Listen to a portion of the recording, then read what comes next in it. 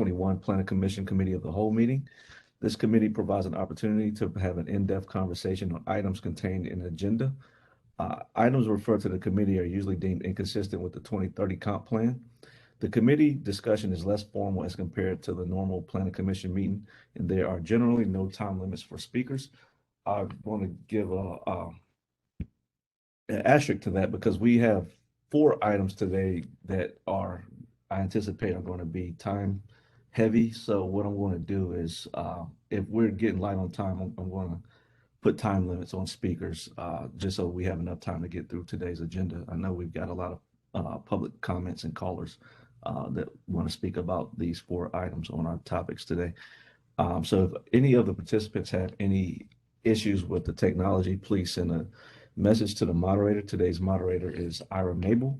I would ask for commissioners to hold all questions until the end of all presentations and any public comments. Please, before doing so, please be recognized by myself, the chairperson, before speaking. Again, we have 4 items today to speak about on today's agenda. One item is a rezoning request on 6 Forks and Strickland Road. We have 2 corridor study plans, one on Capitol Boulevard, the other on Western Boulevard. And lastly, we have 1 item dealing with our bylaws as a planning commission. Our first item today that we'll talk about is the Capitol Boulevard corridor study north. Let me see where we.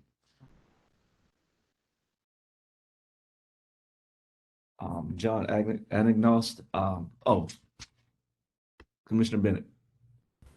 Thank you, Vice Chairman. I need to be recused from this item because of my firm's involvement in the upcoming MIS.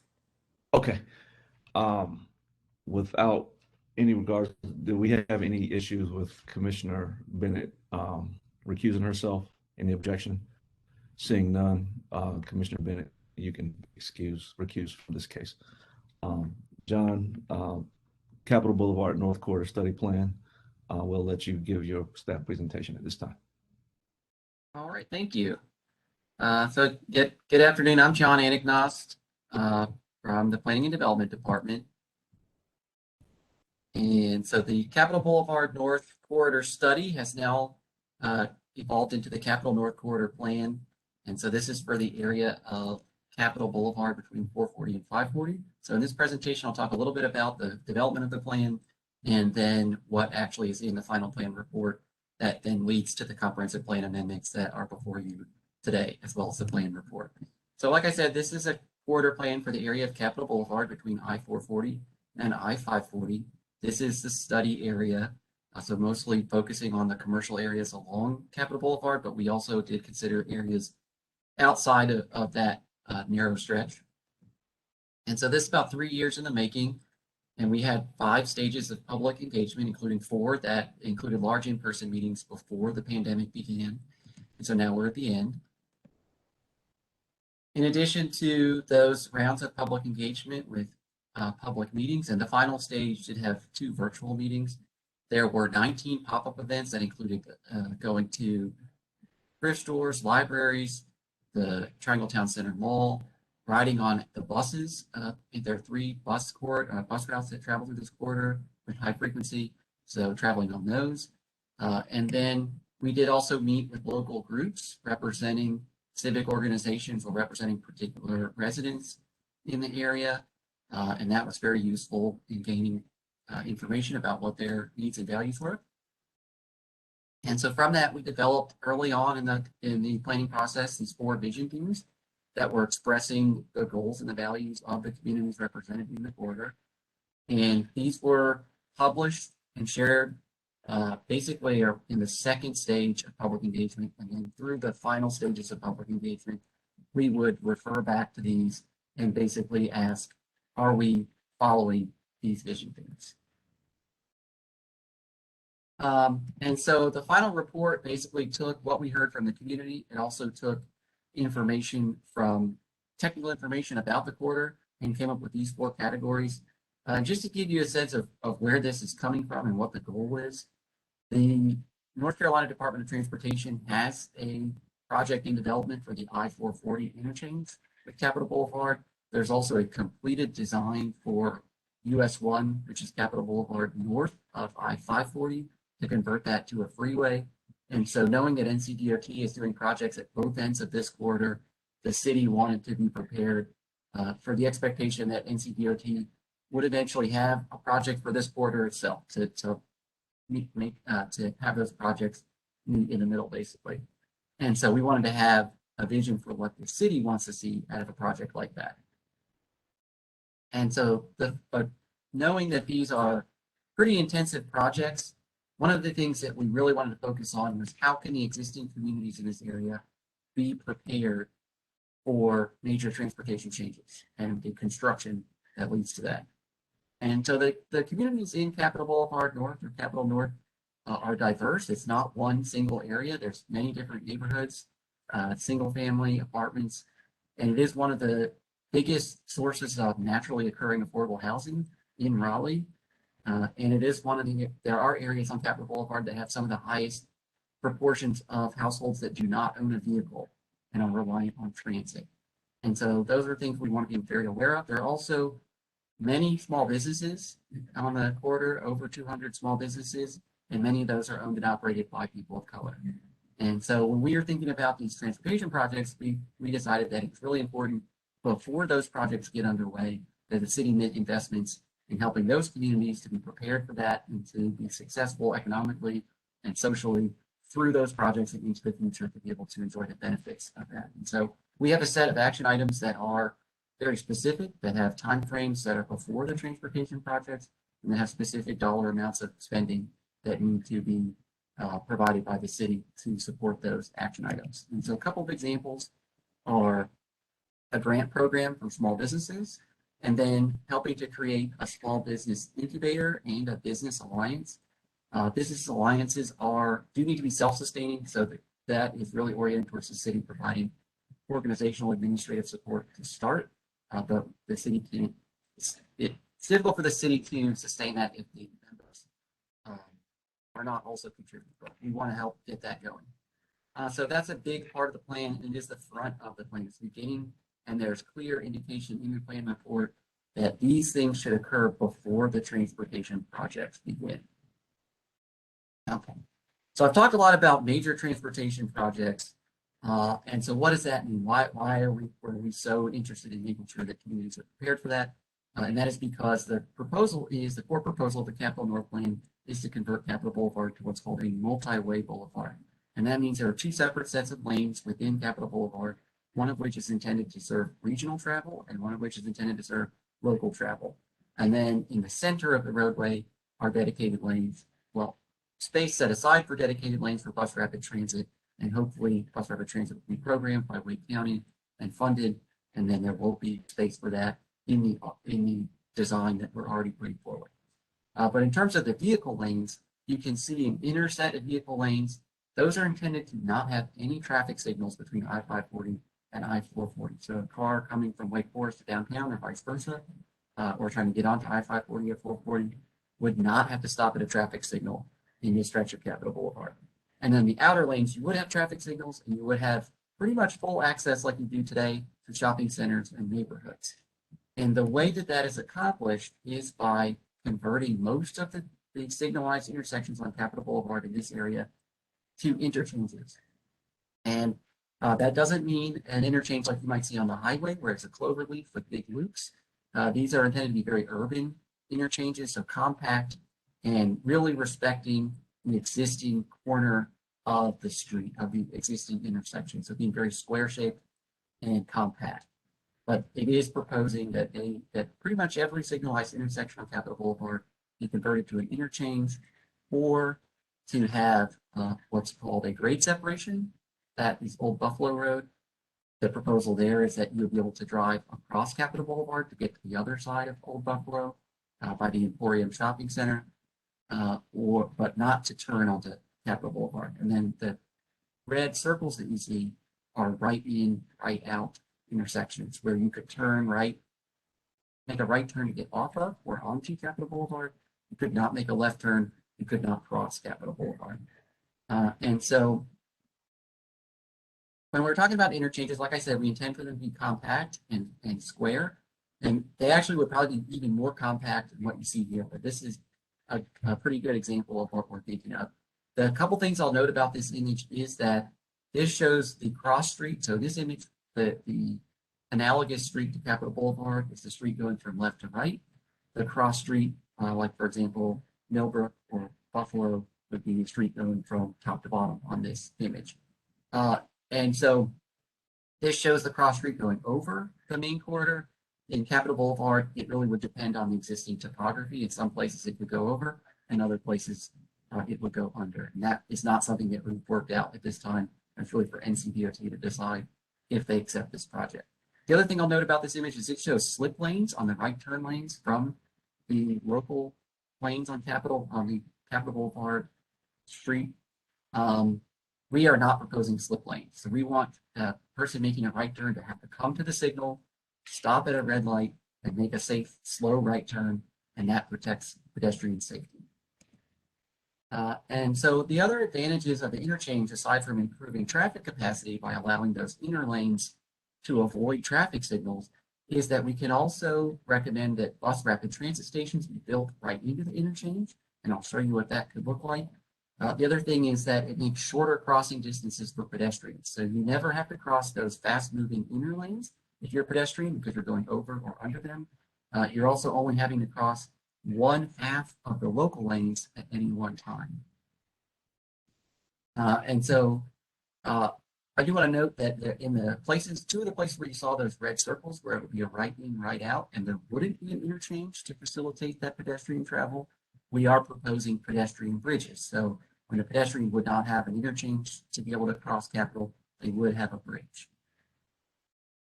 But let's take a closer look at how the interchange could look. So this is an example. This is conceptual. This is not an engineering design, but this is to help us think about what the impact would be. And so this is at the Buffalo Road, New Hope Church Road intersections. This is the location of the Terry Moore Square Shopping Center, the Ashton Square Shopping Center. So this is Miller Mock Community College, that area. And so again, you can see that the intent is this to be compact for the local lanes to be tight up against the regional lanes and the corner to be a very square street corner.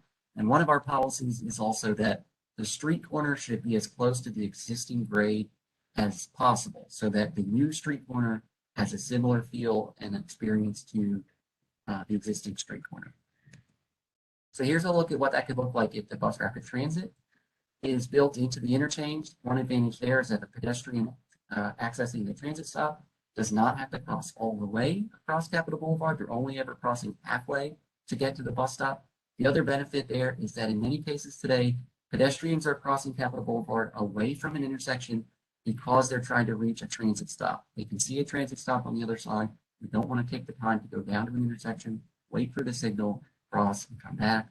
In this situation, the access to the transit stop is always at the intersection and always has a shorter crossing and a pedestrian signal.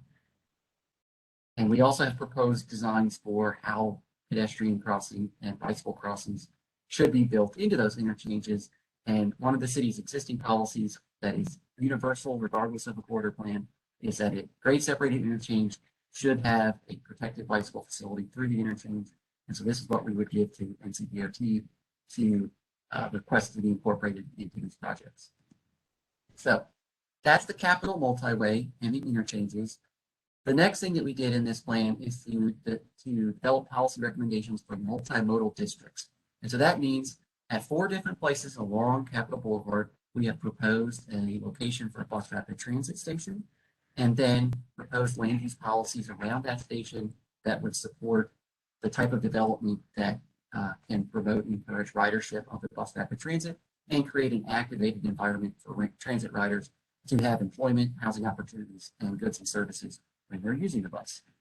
And I'll give you an example of one of those, which is Mini City. And so the proposed stop location, transit station location, would be the intersection of Millbrook and New Hope with Capitol Boulevard. And then you can see we have some policy recommendations for the land around there, as well as street plan recommendations. And that's what you see in your package of comprehensive plan amendments is the street plan recommendations.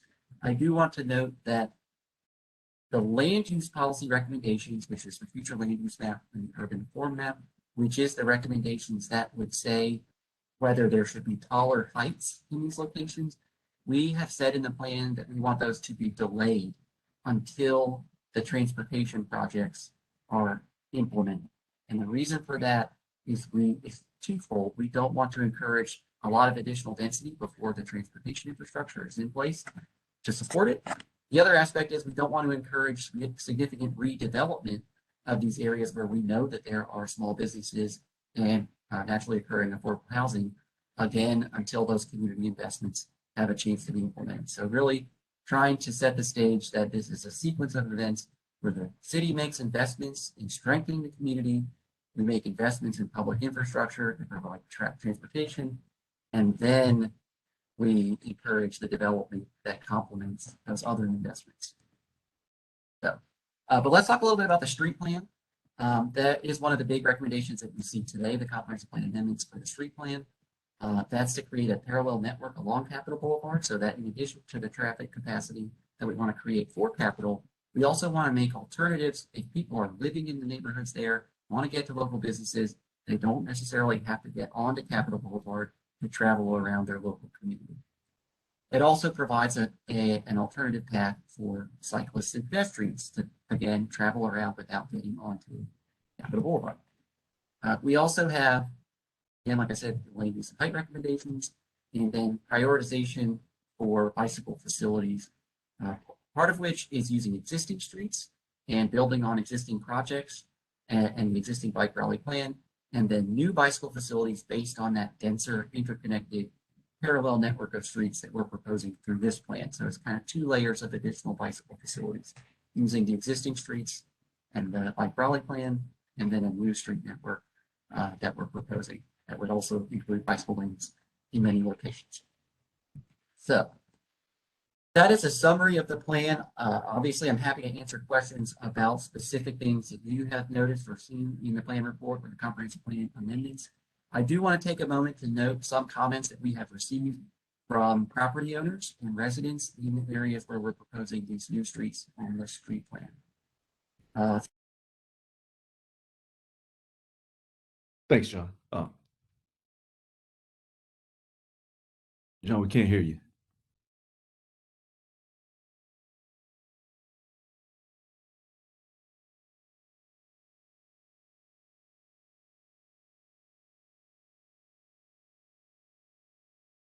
Can't hear you still, John.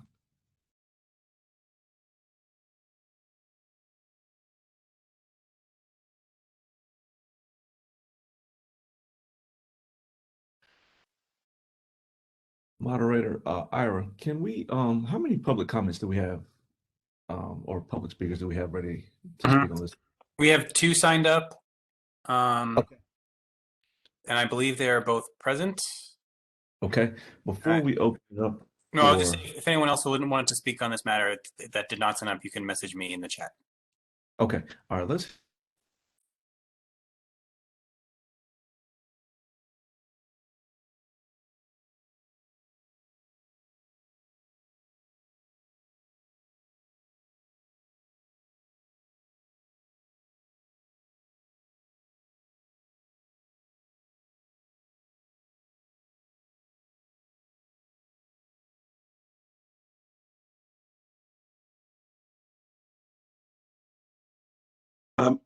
I assume I'm not the only one that he froze up on, right? Yeah, I was going to mention, it looks like we've lost our chairperson. So we might want to take a brief pause while he works through some internet issues. Here he comes. Can you guys hear me now? Yep. Yes, we can. Okay, good. Okay. Ira, can you open up the floor for the first speaker? I'm sorry, I don't know what happened. Sure.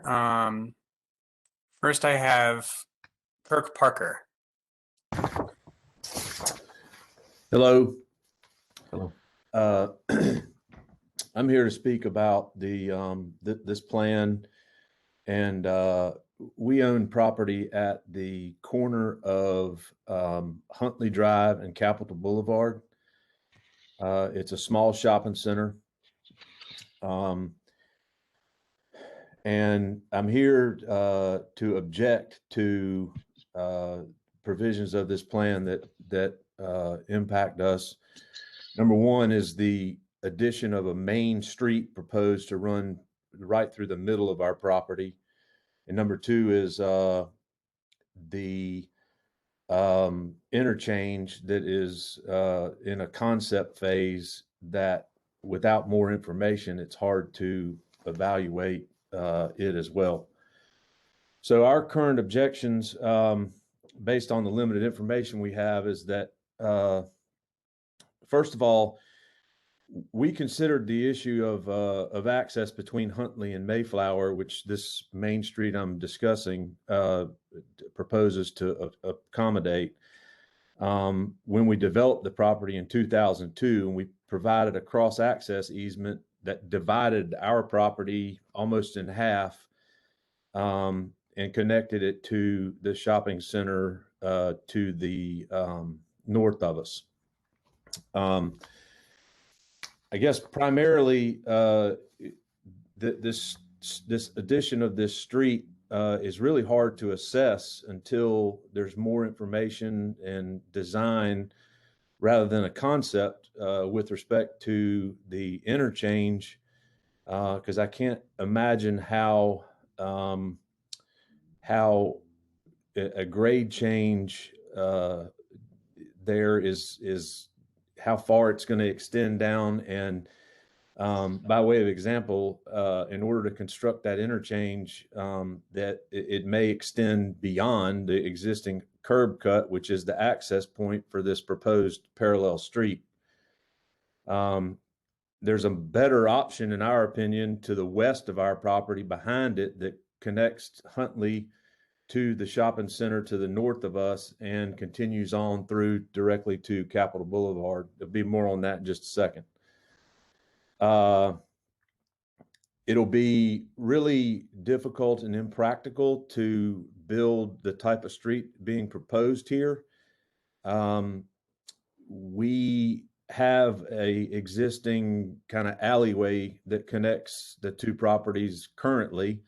It has no bike traffic and it has no foot traffic, and it has very limited vehicle traffic. And again, our property is built out. In order to construct a street as proposed like this, either the improvements have to be moved, which further limits the usable area of our property, and that doesn't even consider what the potential impact on our property would be with the proposed interchange. There's internal traffic as a result of this easement and access agreement that we have. We believe that they're dangerous and for internal traffic movement. And again, that a better option would be to have an access or a road as proposed. It's being discussed here to the west of us, where there's an existing curb cut. It serves the neighborhood that this proposed road is proposing to help. And there won't be any internal intersections, and it connects directly to Capitol Boulevard. So in summary, we object to both the adoption of this interchange until more information can be provided and what the impacts of it are going to be, which further goes to part of the practicality of this Main Street road, which would directly go through our property, take more property, because it's not practical. It would be very expensive.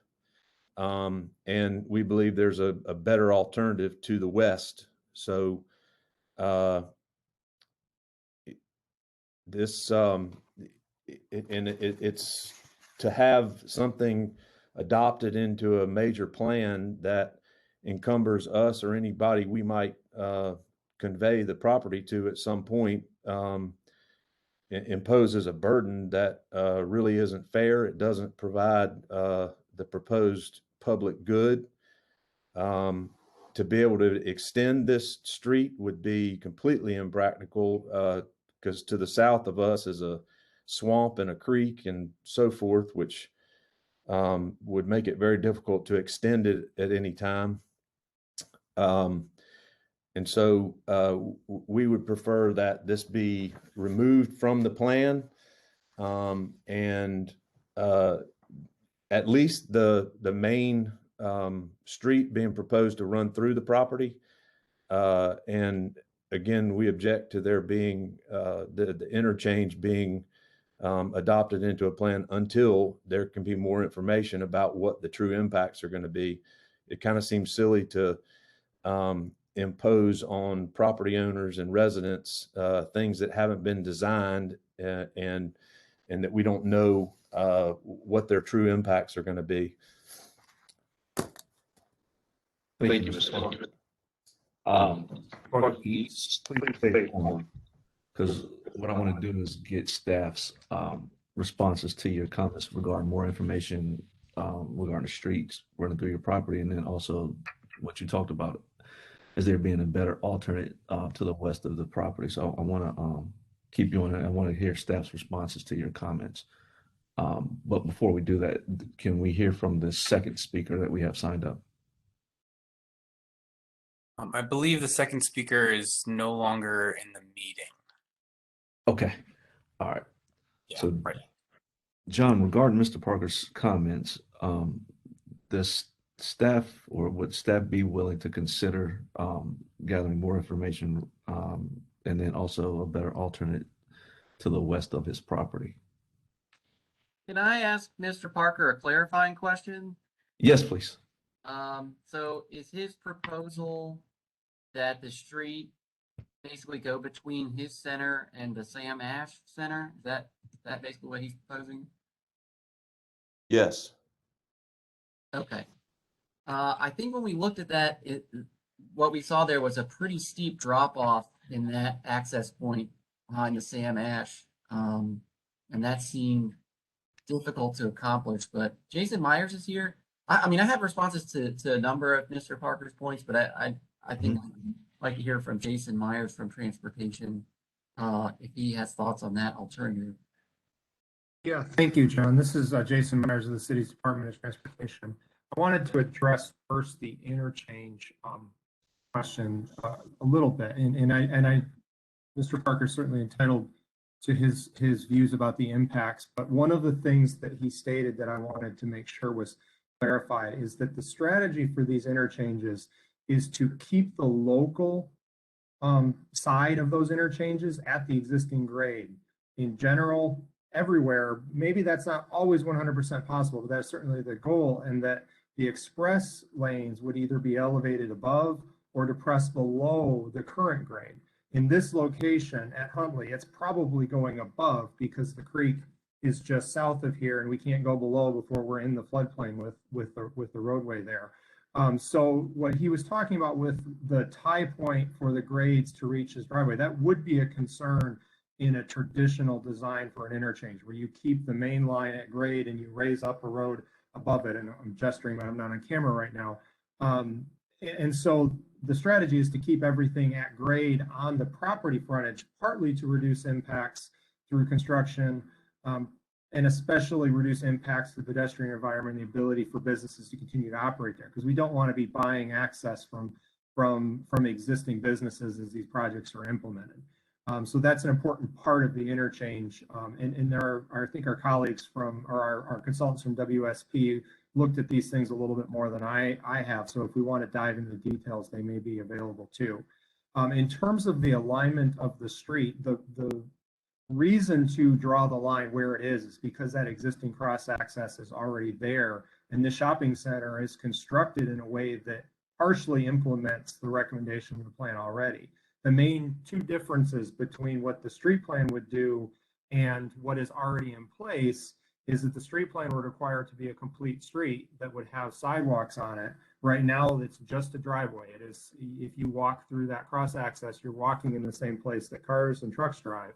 And then the other aspect is that if it is actually implemented all the way, that it would become a publicly maintained right of way, and that the adjacent shopping center wouldn't have to maintain and repave and take care of that space. And so the benefit of drawing it where there's an existing cross access is that either property owner, either Mr. Parker and his shopping center or the north, can redevelop independently of the other one and have a common point of connection that continues to work roughly as it does right now, where shifting it to the other direction makes it more circuitous and takes out the option for pedestrians to follow that path, because there wouldn't be a street along that alignment.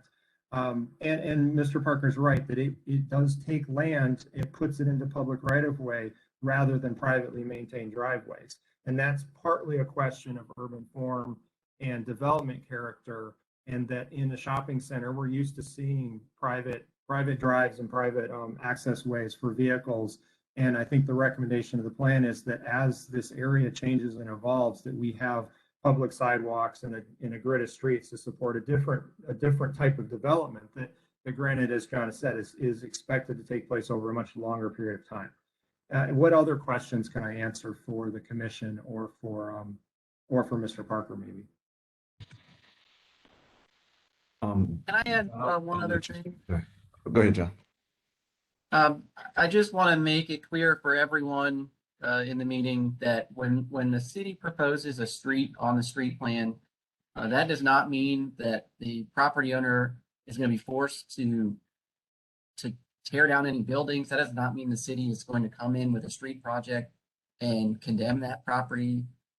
What it means is if and when the property owner decides of their own volition to redevelop their property, to build something new on their property, at that point, they would need to show how their new development is going to provide that public street connection. So when Mr. Parker says they have no intention, the site's already built and they don't have any intention of redeveloping, then that's fine. If they don't redevelop, then they can maintain the existing private drive that they have today. Thank you, John. Do we have any comments from the commission or the committee? I'm sorry. Chair, I'll also say the other speaker is back in the meeting. Okay, all right. Okay, so before we open that up, can you please let the second speaker get Yes, a sir. chance? So I will unmute Nicole. Hi, how are you doing? Good, Nicole. I'm part of the ownership. We own the Terry Moore Shopping Center, 3901 Capitol Boulevard. When we look at this project, we like this project, but however, it's cutting through the building. And I spoke to John a few days ago, and then he said, don't worry about it. It's probably only the redevelopment process. But however, we're trying to build parcels in front of the, next to the Walgreens. And we're having a hard time to get it approved because the city wanted us to do a lot of construction on the New Hope side. They wanted us to add an extra lane because they want to get prepared for the project for the Capitol Boulevard North Corridor.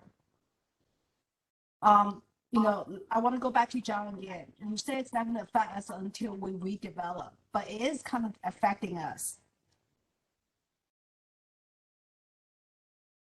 In a way. Can you guys hear me okay? Are you hearing me? Yes, we can hear you. Okay. And I feel there's an alternative to this road. Why can't it go into Saratoga and come out on New Hope Church Road? Right? And we also feel like there's look at a Google map, we have what we call I think it's a service corridor right behind the shopping center. And I think that's owned by the city. And I think that can be used as a service corridor instead of cutting into the building. But regardless of what, it is kind of affecting us now because we're trying to build our parcel. We're trying to get Chipotle to come in next to Walgreens. We're trying to get Dunkin' Donuts to come in, right, to make the shopping center better. But we cannot subdivide the land because we're hitting tier 3. And then we have to lose like 70 parking spaces, right, because of this project that's coming up. So can you explain to that, John? Yeah, I can respond to that. And the thing that's important to understand about Miss G's property, it's the south side of the Terry Moore Square Shopping Center. That's at the southwest corner of Capitol Boulevard and New Hope Church Road, the location of the Miller Mock Community College, is that there are 3 different topics that Miss G is describing. There is a proposed new public street passing through her property, which would be an extension of Pine Knoll Drive, so that Pine Knoll Drive could reach New Hope Church Road. Similar to Mr. Parker's property, that would only be required if they chose to redevelop the property. The other 2 issues that she's referring to are related to when you have a subdivision plan or a site plan, depending on which tier of site plan it is, you have to do improvements to the streetscape on your entire frontage of your property. And since that shopping center has frontage on both New Hope Church Road and Capitol Boulevard, in order to subdivide that property, they would need to widen Capitol Boulevard to the extent required by this plan. They would also need to make streetscape improvements along New Hope Church Road to bring it up to the city standard. But those requirements apply today. So if they wanted to subdivide before the Capitol North Plan is adopted, they still would need to do those streetscape improvements. The Capitol North Plan does not change that. It does increase the width of the Capitol Boulevard right-of-way, so the widening they would have to do would be greater for Capitol Boulevard than what they currently would be required to do. But those are 2 separate things. And so I think that's the key takeaway here is there's a street plan that it would be triggered by, and it would be redevelopment that touches that street, that proposed street, or total redevelopment of the site. So in my understanding, they could have an out parcel develop if it's not touching where that street is intended to go, and they're not subdividing the whole shopping center parcel. They could potentially maintain and not provide that street. And then even if they did have to provide the street where it touches their new parcel or new development, it would not mean that they have to demolish the other part of their property where that street is proposed to go through. The other part of their property could remain because it's not part of that development plan.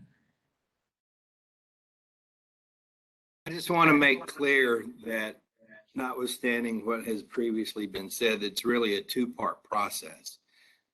When a site plan or a development plan comes in, before certain exactions can be made, there has to be a determination of what the impact of the development plan is itself.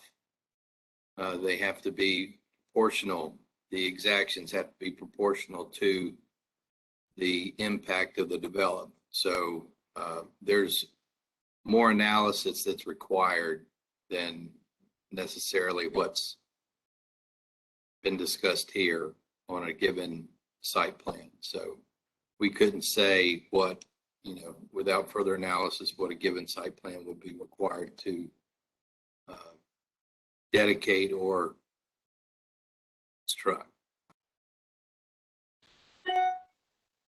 If I may, I'd like to pull up a map of the site, and then Jason Myers has some information about Ms. Shee's proposal that the street be realigned to the rear of her property. So I'll share that map.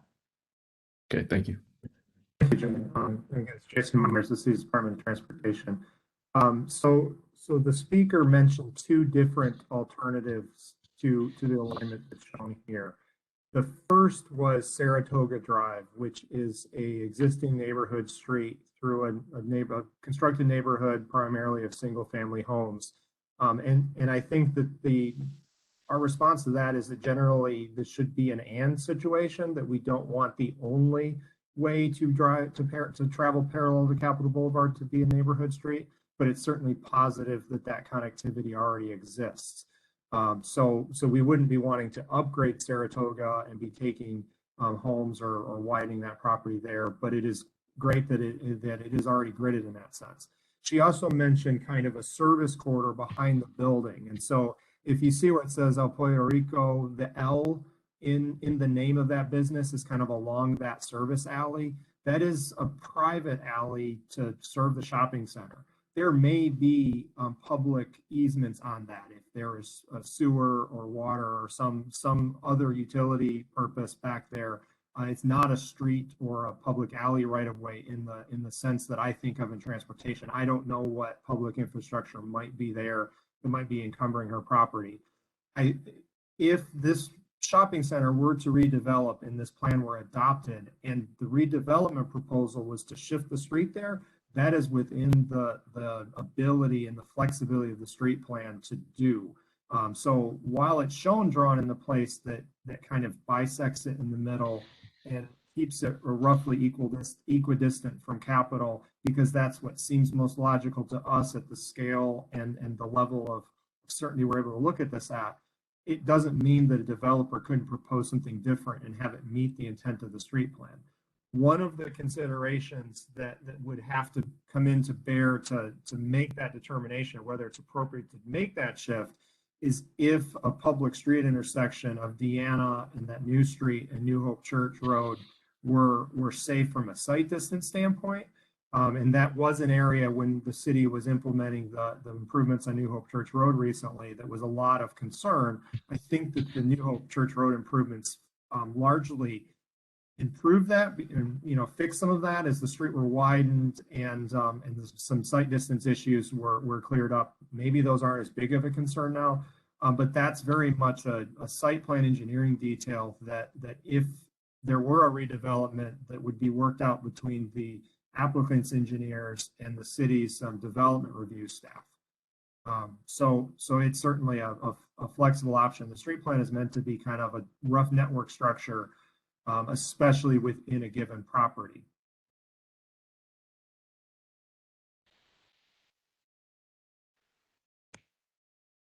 Thank you, Jason. John, did you have anything before we moved it to the table? Nope, that's all. Okay, thanks. At this time, do we have any comments or questions about the presentation from the committee?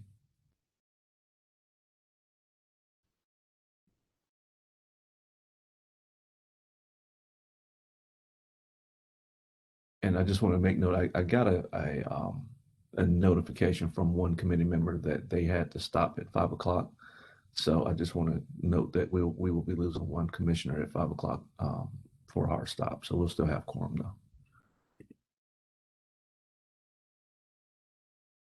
though. Thanks, Chairman. And I'm the one that needs to drop at 5. So I apologize to everyone on the call. Certainly, Capitol Boulevard needs improvement in many different ways: safety, access, crossing. Even in my future life and in previous conversations, I still have concerns with these dashed lines that end up on the transportation plan, because I hear regularly, and it's true, that at this stage and where we are, it's hard to determine how a certain parcel might be redeveloped. But I've personally had to go through and at great length and cost and conversation discuss and revise the transportation plan, because once that line is drawn on the map, it seems like it's pretty hard to move. And so obviously there's a lot going on here, and I have concerns, not saying that I necessarily have a solution for it now. I just want to voice my concern that I've personally and professionally, but personally in a professional sense, have had to discuss and realign those dashed lines. And there's a lot of dashed lines here, I guess is all I'm saying. Commissioner Fox. I don't know if staff's able to answer this, because we've talked about the dashed line issue a lot. Does the presence of the dashed line on the comp plan make it more challenging for someone to sell their property? It's hard to judge the nuances of the real estate market, and I am not an expert on that. But I mean, any encumbrance on a property it's going to impact the sale price. I think one thing that we try to emphasize in these conversations is that in many of these situations, even if there was not a street shown on the street plan, the block perimeter standard would still require some new public street connection to be built within the site. It might not be in the exact location shown on the street plan, and there may be some exemptions that are provided in UDO based on the surrounding context, but that is also a requirement. And so I think there is a reasonable expectation for a lot of people who are interested in purchasing commercial property, that I think there's an understanding that there is a likelihood that you will have to provide a public street as part of your development. And so really a lot of what we're trying to do with these streets, and I agree with Commissioner O'Haver, there are a lot of streets we're proposing, is that what we're trying to do is coordinate those decisions across multiple pieces of property, because if it's just left to the block perimeter standard, again, there can be an exemption, or the developer can propose a different alignment that meets code, but it's not going to fulfill larger regional goals for connectivity and access. And so that's a big part of what we're trying to do here. And again, there is some flexibility as well.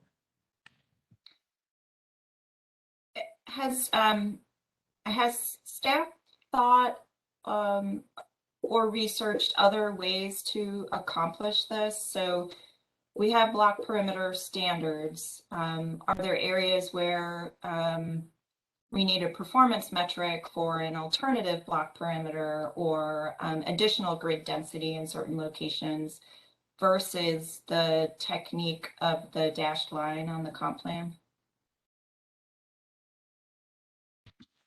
Well, that's a value judgment, certainly. I will say a lot of what we see today in Raleigh is a legacy of development from 50, 40, 30, 40, 50 years ago, where we didn't have similar standards.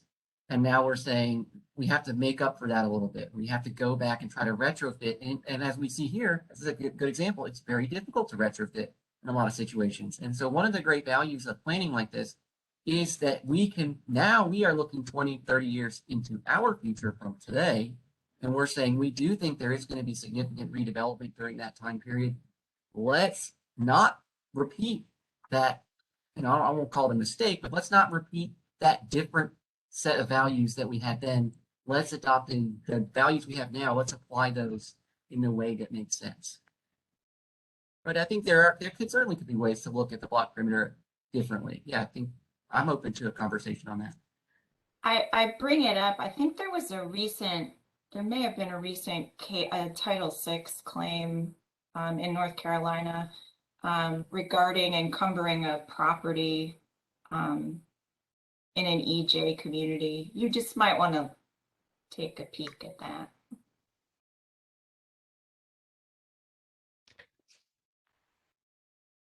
Any other comments, or are we willing to make a motion or hold this at the table? Or if we hold it, we need to request a time extension, because I think our deadline is in January for this case, and we don't meet until then. So if we're going to hold it, then we need to request for a time extension for more information.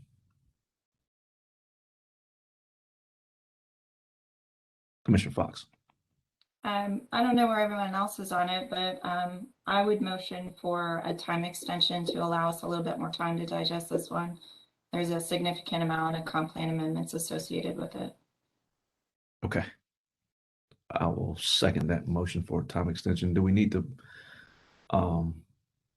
put how much longer we need on that time extension? That would be helpful. I think the code standard, David, keep me honest here, is 45 days for comp plan amendments. Right, comp plan has 45 days. So, I mean, given the complexity of this one, I would say at least that. Okay. So we got a motion for 45 days from Commissioner Fox, and I'd second that motion. All in favor by show of hands. Those opposed, seeing none, we will have we request a time extension for 45 days. Moving on to the next case, second of our day. The Wake BRT Western Boulevard Corridor Study in CP 10-21. Carly Stevenson from Planning and Development will present on this case. Commissioner Mann, I'll just jump in there, and I'll just looking at the time. Probably good spot for me to. Yeah. Okay. Thank you all. Have a good. Okay.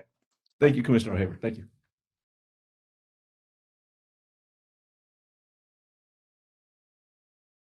Carly, we are ready for you. Okay, give me just a minute here to get my screen set up.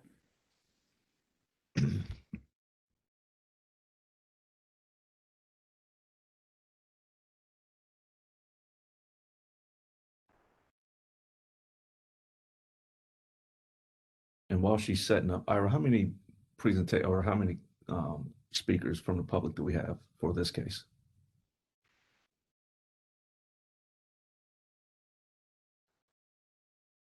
I have 10 signed up, but I will check to see while Carly's speaking how many are attendance.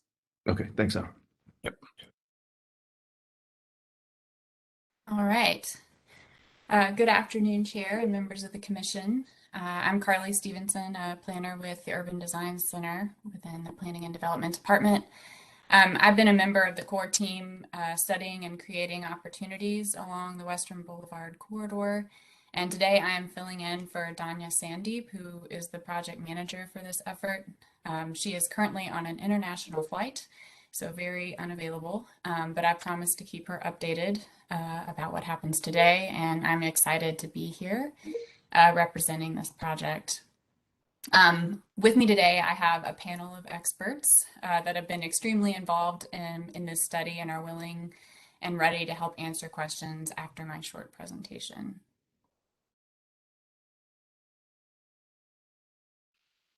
So the planning and urban design analysis focused on the area between downtown Raleigh and I-40, staying within Raleigh's jurisdictional limits.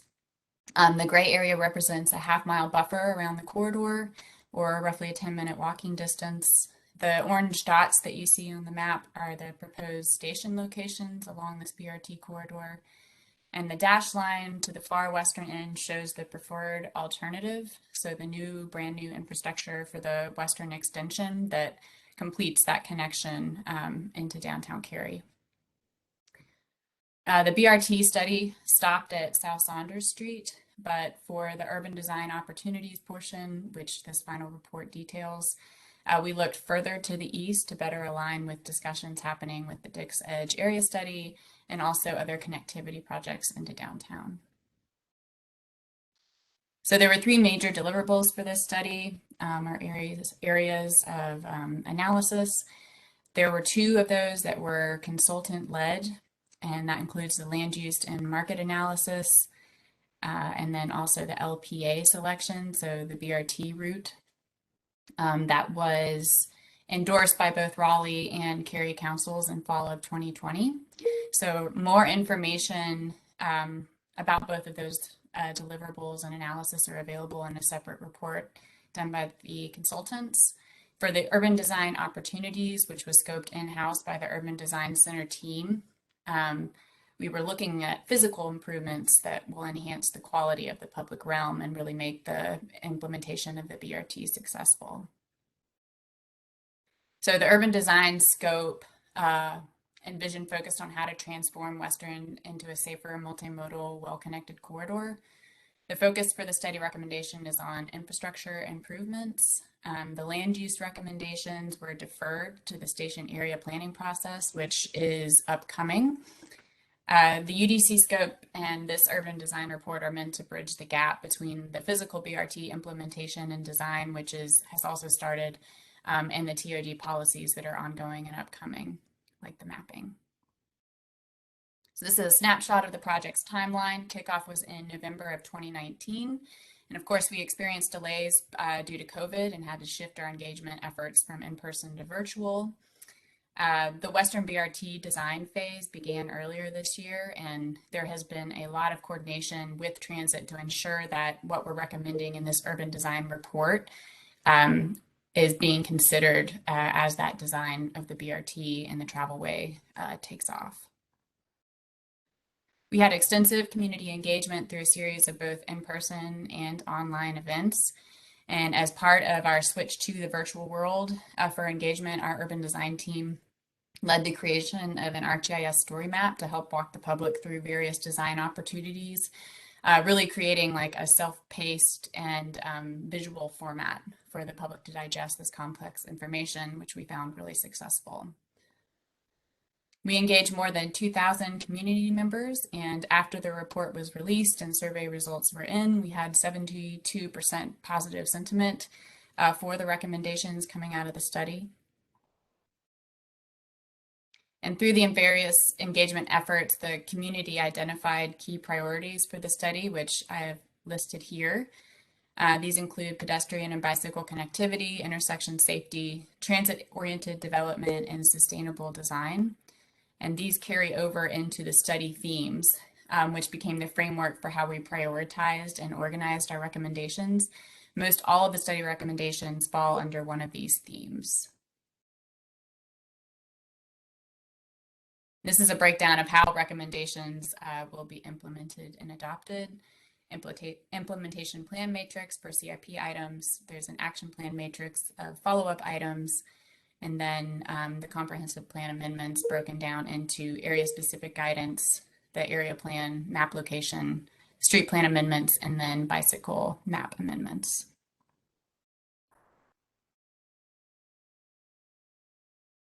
So the corridor is long and it crosses lots of different land uses and contexts.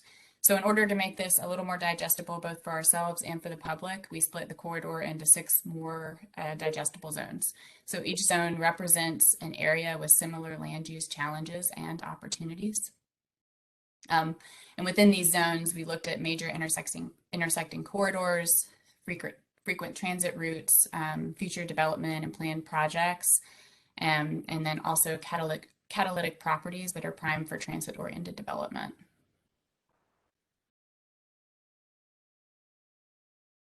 So as mentioned, the BRT study stopped at South Saunders Street, but for our purposes, we looked a little further east. So we're launching into the downtown zone, which goes from Chavis Park area down to South Saunders. The recommended actions in this zone focus on placemaking and creating comfortable spaces, improving bicycle and pedestrian safety, and also improving connectivity across MLK Junior Boulevard to the south of downtown. This vignette showcases recommendations from the Wilmington and Salisbury Street intersection.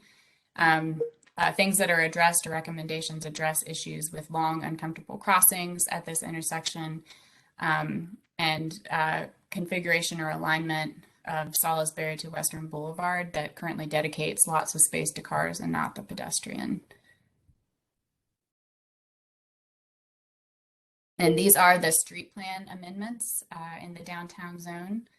And this includes the proposed street grid seen here, which allows for the reconfiguration of South Dawson and McDowell into a square loop interchange, which could create opportunity to reclaim land devoted to cars for more urban development.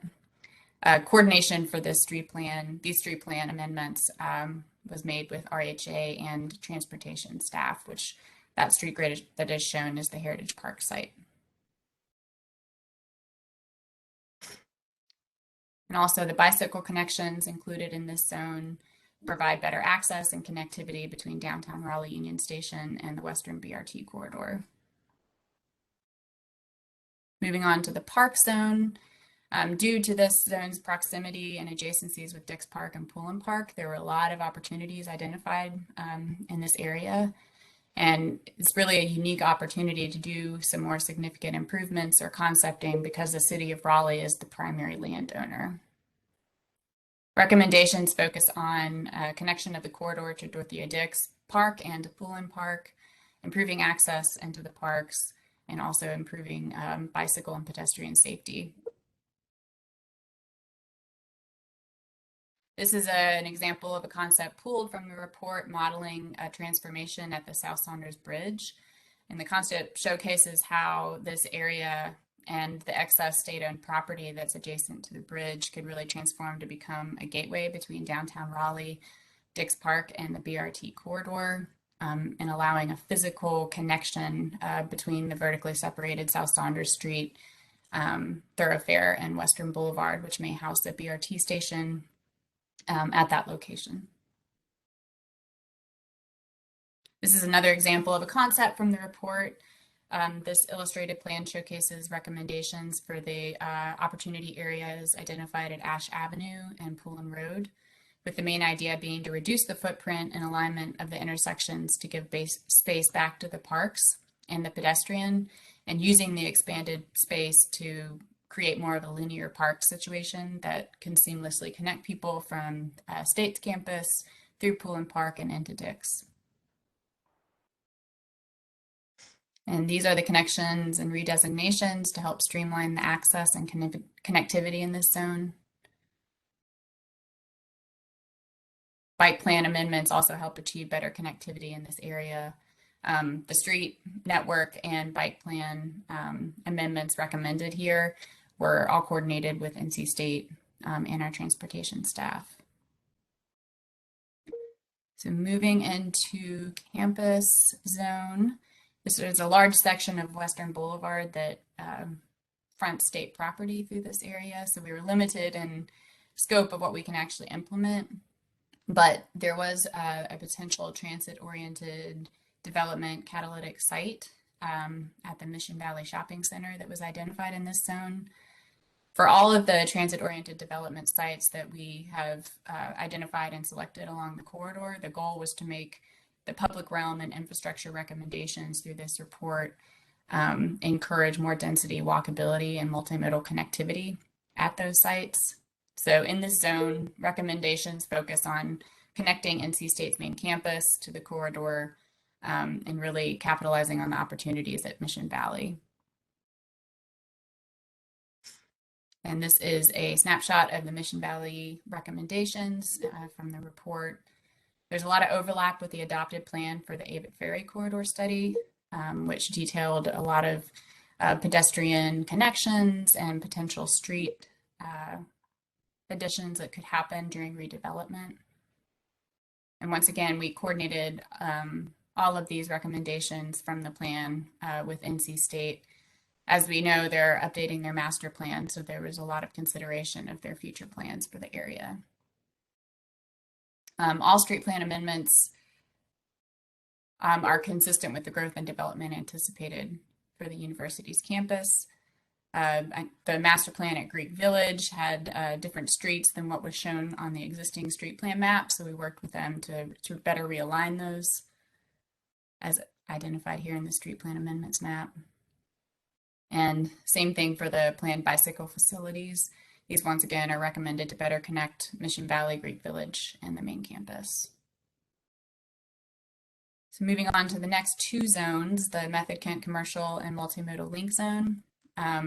Method Kent Commercial is between Gorman and I-440 and is largely occupied by several low-density commercial uses and serves as the corridor's commercial core.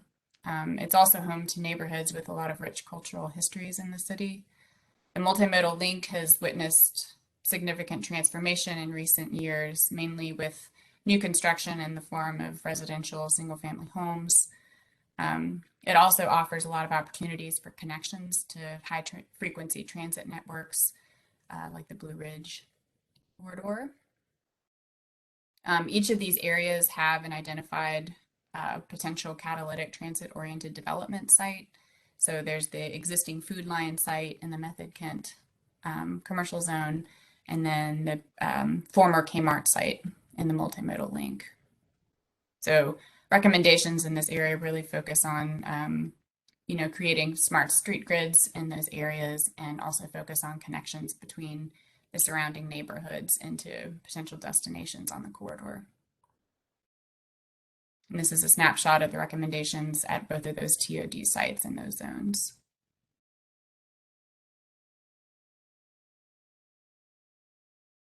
Here are the street plan amendments, helping to realize this vision.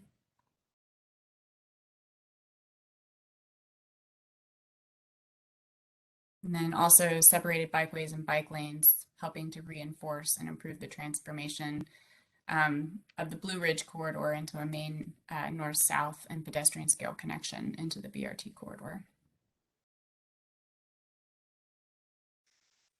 And so finally, we have our Cary connector zone. The recommendations here focus on new infrastructure to connect the Raleigh portion of the BRT route to Cary.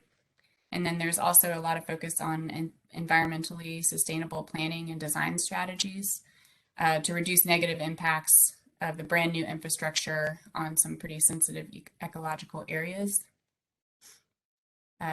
This zone really presents an opportunity to push traditional design in a direction that accommodates multimodal, innovative transit design.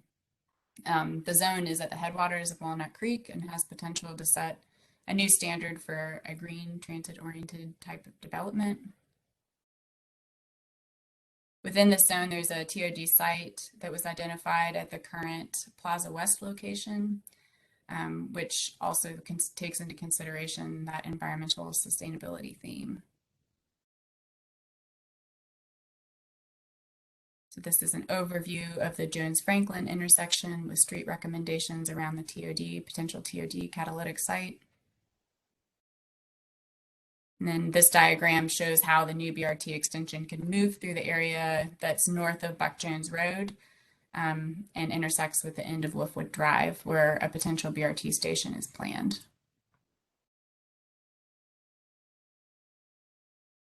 So there is an action item in the report that calls for further evaluating the green transit-oriented development concept. And the Western Extension could serve as a pilot project for diving into this type of green development in Raleigh, possibly through the station area process.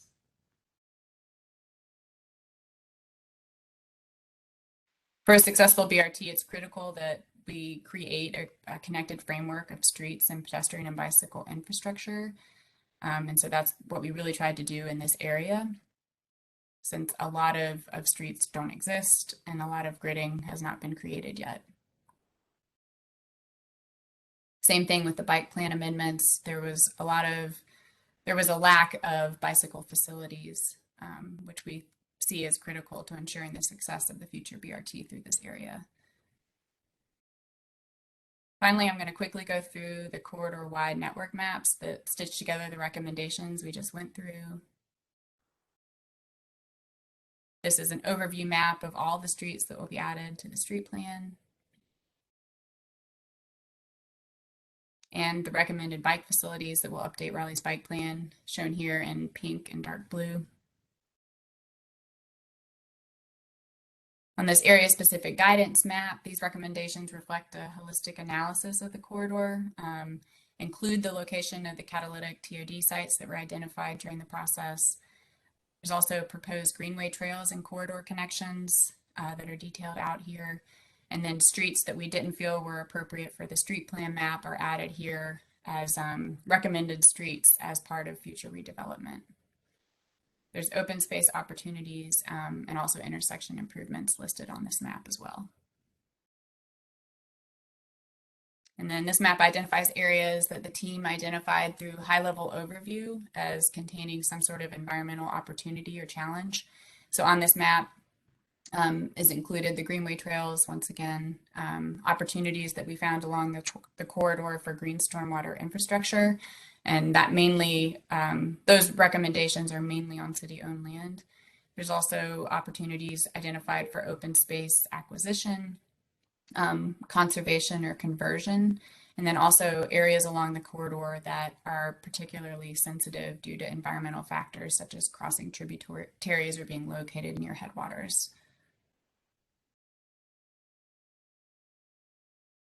And so that ends my presentation, and I guess we can move into public comment and committee discussion.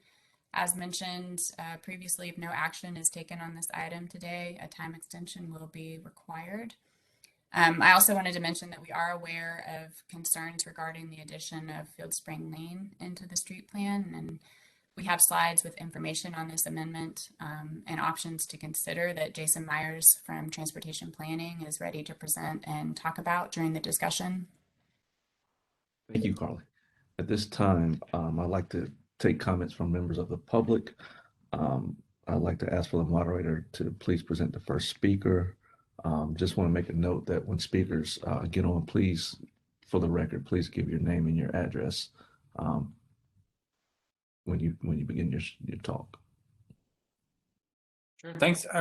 I believe also we have 5 who have signed up ahead of time. If anyone else wishes to speak, you can please message me in the chat. But we'll start with Mark Bertone. Hello, thank you. I am Mark Bertone of 121 Field Spring Lane. My wife and I purchased the very last new home built on Field Spring 20 years ago. The BRT may not be the light rail of our dreams, but we are excited nonetheless. I'm personally looking forward to the CC1 transit station and improvements for our entire neighborhood to enjoy at the Catalytic Plaza West soft site. With that in mind, 2 quick points I'd like to make today. We ask that you reconsider the cost-benefit analysis of connecting Bluebird Court to Field Spring Lane. Field Spring homeowners and Meadow Springs residents currently walk 1 block north plus 1 block east to access Plaza West. Walking 2 different blocks to future TOD offers 0 benefit to us here. It also doesn't benefit area pedestrians or cyclists in terms of distance shortening. It's 1 block latitude and 1 block longitude, no matter how you traverse it. The only benefit of this proposed renovation is as a vehicular cut-through, a literal bypass of the very forward-thinking, transit-oriented development that we all champion. Second, Field Spring Lane is a neighborhood yield. We're just 25 feet from curb front to curb front. In order to accommodate this unnecessary TOD bypass traffic, we would need to become a neighborhood street, which is 9 feet wider. Our 14 homeowners own some of the smallest lots in West Raleigh, just 1/6 of an acre. Perhaps this is why both proposed neighborhood street amendments are not currently part of the Purple Transit Overlay District. Many homes on both sides of Field Spring Lane, like mine, have no garage. Our driveway fits exactly 2 cars, and I mean exactly. Let's assume that 4.5 feet of each yard is removed to accommodate 2-way traffic. Now one of our compact cars is actually blocking the sidewalk. Will we have to park in our own street? Do we require a second sidewalk too, reducing yards by more than 9 feet? We don't have 9 feet. We have families in yards that would be adversely affected by retrofitting a proper grid system where it just doesn't fit. It's questionable to accommodate vehicular traffic and has little to do with the TOD or the new corridor. We share your vision for a Western Boulevard that is safer, transit-oriented, and more accessible for everyone. And we hope that you'll consider how Bluebird and Field Spring renovations are not only unnecessary, but counterproductive to one specific road, which is already very densely developed. On behalf of all of Field Spring, thanks for your time, especially Danya, who's not here, for her quick feedback. Thank you, Mr. Bertone, for your comments. The staff want to respond before we move to the next speaker. Commissioner Mann, this is Jason Myers from Transportation. I'd be happy to present the 3 or 4 slides and talk through the memo about this issue that's in the board docs. There may be other people who have signed up to speak on the same issue. So it's really up to you what order you want to do that in. Let's go ahead and you give your presentation first.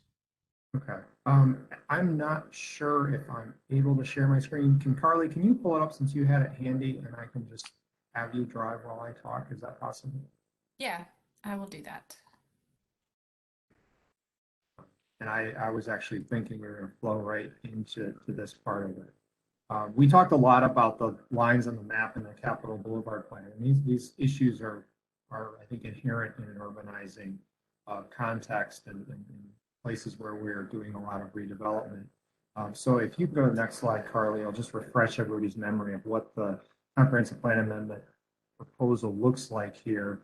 Field Spring Lane is on the map on the right, shown as a green line north and south, kind of right next to the word Zeebeck, and then it would connect to a new street It's also a neighborhood street that heads east-west and connects to the existing street of Route Brick Court. That's what the comp plan amendment was. There is a memo with a lot more details than I'm going to be able to state in the presentation here that outlines 4 different possible actions that the Planning Commission could take for this issue. Next slide, please, Carly.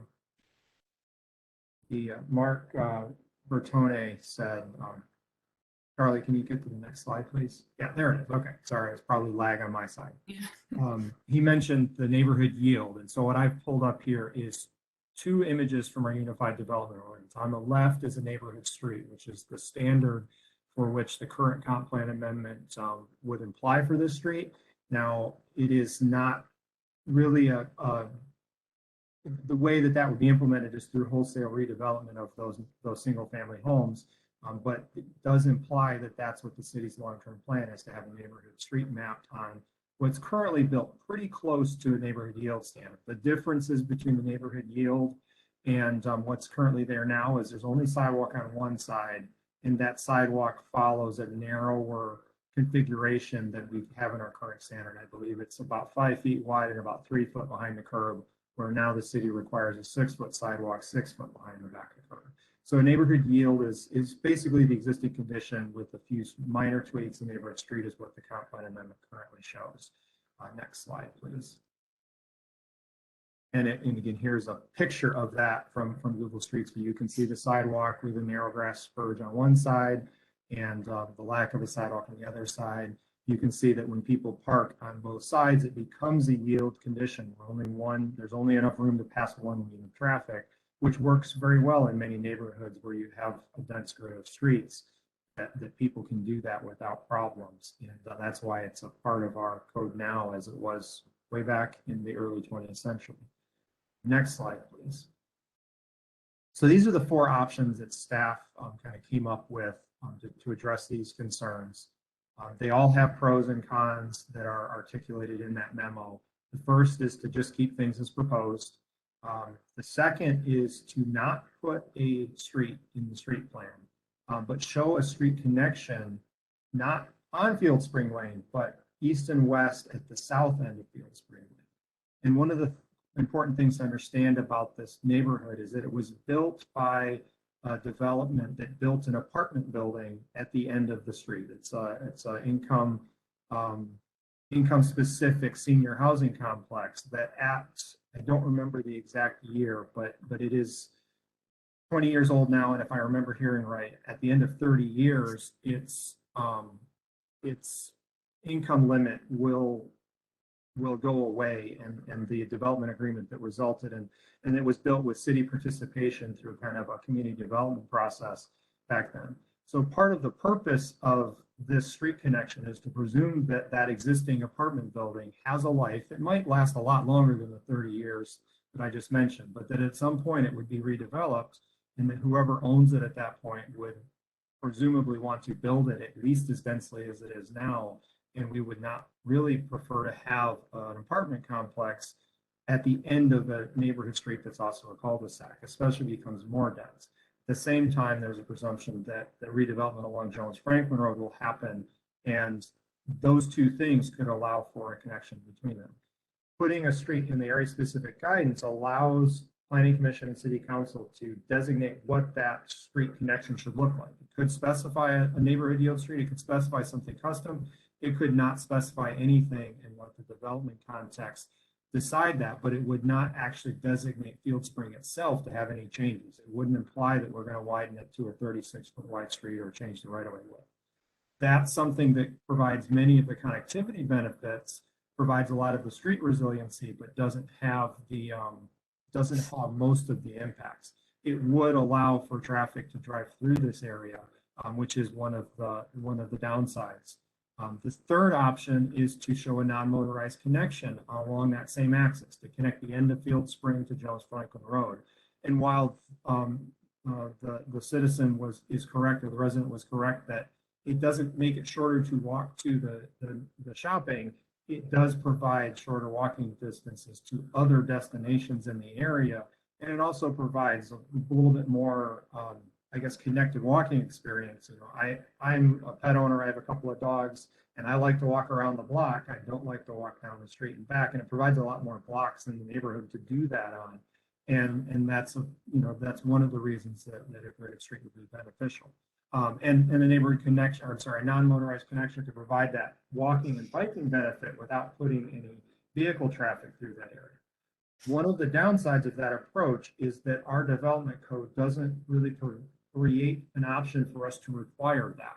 The way in which that would be implemented is that if they're a rezoning case, it would be a part of the area specific guidance where somebody could offer a zoning condition requiring themselves, and then that would be consistent with the plan, and that could be weighed in the overall plan consistency at zoning case. Otherwise, it's a recommendation in the plan that has a very low chance of being implemented. And then the fourth option is to basically remove the street from the street plan and not include any area specific guidance there.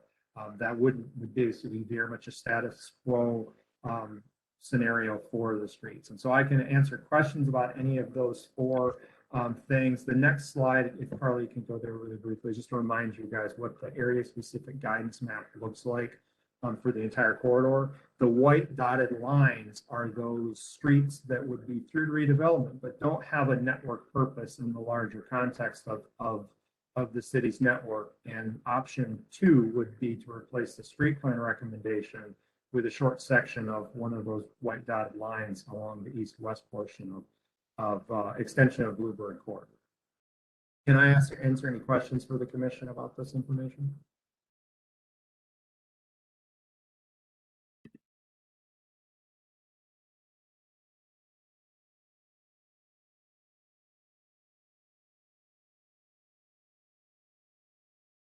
Seeing no questions or comments, Ira, can we please present the next speaker? Sure. Next, we will go to Matthew Ostale.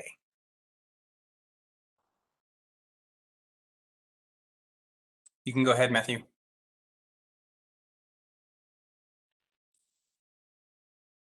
How about now? Yep. There you Great. go. Wrong microphone. My name is Matt Ostale. I live at 511 and a half Grove Avenue, Raleigh, North Carolina, 27606. This is kind of my first encounter with City of Raleigh's planning. I moved from Austin, Texas a couple of years ago to the city. And I just want to compliment you on having any kind of forward thinking planning whatsoever. Like if City of Raleigh ever did any of the amount of planning that you all have been putting into the Western Boulevard corridor, the Capitol corridor, that whole city would look totally different. So I really love that we're putting this sort of forward thinking stuff together. The Meet the Street initiative, the multimodal considerations, these are all really exciting to me as a property owner within the Western Boulevard corridor. I think at one point my wife and I were talking about, oh, maybe we'll move from the area in a couple of years, but then seeing the plan and seeing what this area, with the City of Raleigh's vision for this area, has kind of encouraged us to stay, which is really exciting. The only things I really wanted to note is that with the thought toward Jackson Park, which is very close to my house, wanted to make sure that there were considerations for access from Western Boulevard to the park along sidewalks. There's not a lot of sidewalks in my neighborhood, really just the one running up Powell, and getting people more access to that park would be great. Getting people in the neighborhood more access to Western would also be great. And then the other thing on Jackson Park is just to make sure that is a beautiful wooded area, and whatever plans we make for Jackson Park should try to keep it as a beautiful wooded area. That's really all I have to say. Thank you. Thank you, Mr. Ostale. Ira, can you please present the next speaker? Next is Nate Critarolo. Hello, everyone. My name is Nate Critarolo. I'm Vice President of GFD Management.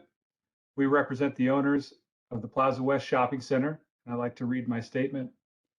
The owners of Plaza West are Chinese American investors residing in Taiwan. GFD solely manages the budget and operation of Plaza West, including paying city taxes for the owners. We do not provide land planning advice. When GFD received notice of a virtual engagement during the COVID in September 2020, we attended the meeting. Nothing at the meeting indicated any adverse impacts to Plaza West, and the impact of the BRT was, on the whole, positive. The next notice we received was more than a year later, dated October 8, 2021. The notice included a snapshot showing a proposal to add 2 new streets that bisect Plaza West property into 3 or 4 pieces. We objected when we received the notice. We have no idea how this happened. Nobody communicated with the property owner, and nobody contacted us to inform us that the detailed and altered planning of our client's property. We understand that COVID has been challenging for everyone, but even considering bisecting a specific development or developed property with tenants should have triggered a conversation with the property owner. As we read the final study, we realized that Plaza West has been specifically targeted for special treatment and impacted far more than the 3 other targeted properties for experimental green TOD. We are unaware of any existing TODs in Raleigh, and we thought TODs were associated with commuter rail and not buses. The study describes Plaza West as a soft site on page 25, meaning it is underutilized and ripe for redevelopment. We agree and knew this. As you know, redevelopment of a shopping center during COVID was not feasible. Our goal was and remains to help existing tenants survive. The proposed streets bisecting Plaza West are unnecessary to BRT, and we ask that they are removed from the study. Unless they are removed, the final study appears to us to be a death sentence for redevelopment of Plaza West in the current or foreseeable retail market and environment. We favor good planning. There are aspects of the final study that are good, but the focused planning on our client's property without consulting the property owner is mistaken. We know that the Planning Commission has a deadline to act and regret asking you to seek an extension. But we need to have more time to find folks who can advise the property owner regarding the plan. So we ask the Committee of the Whole delay action today, and the Planning Commission request a waiver. In the alternative, we ask that you recommend removing the lengths of the 2 streets bisecting Plaza West. Thank you very much. Thank you, sir. We note your time extension request. The staff wish to speak about his remarks regarding the notification process.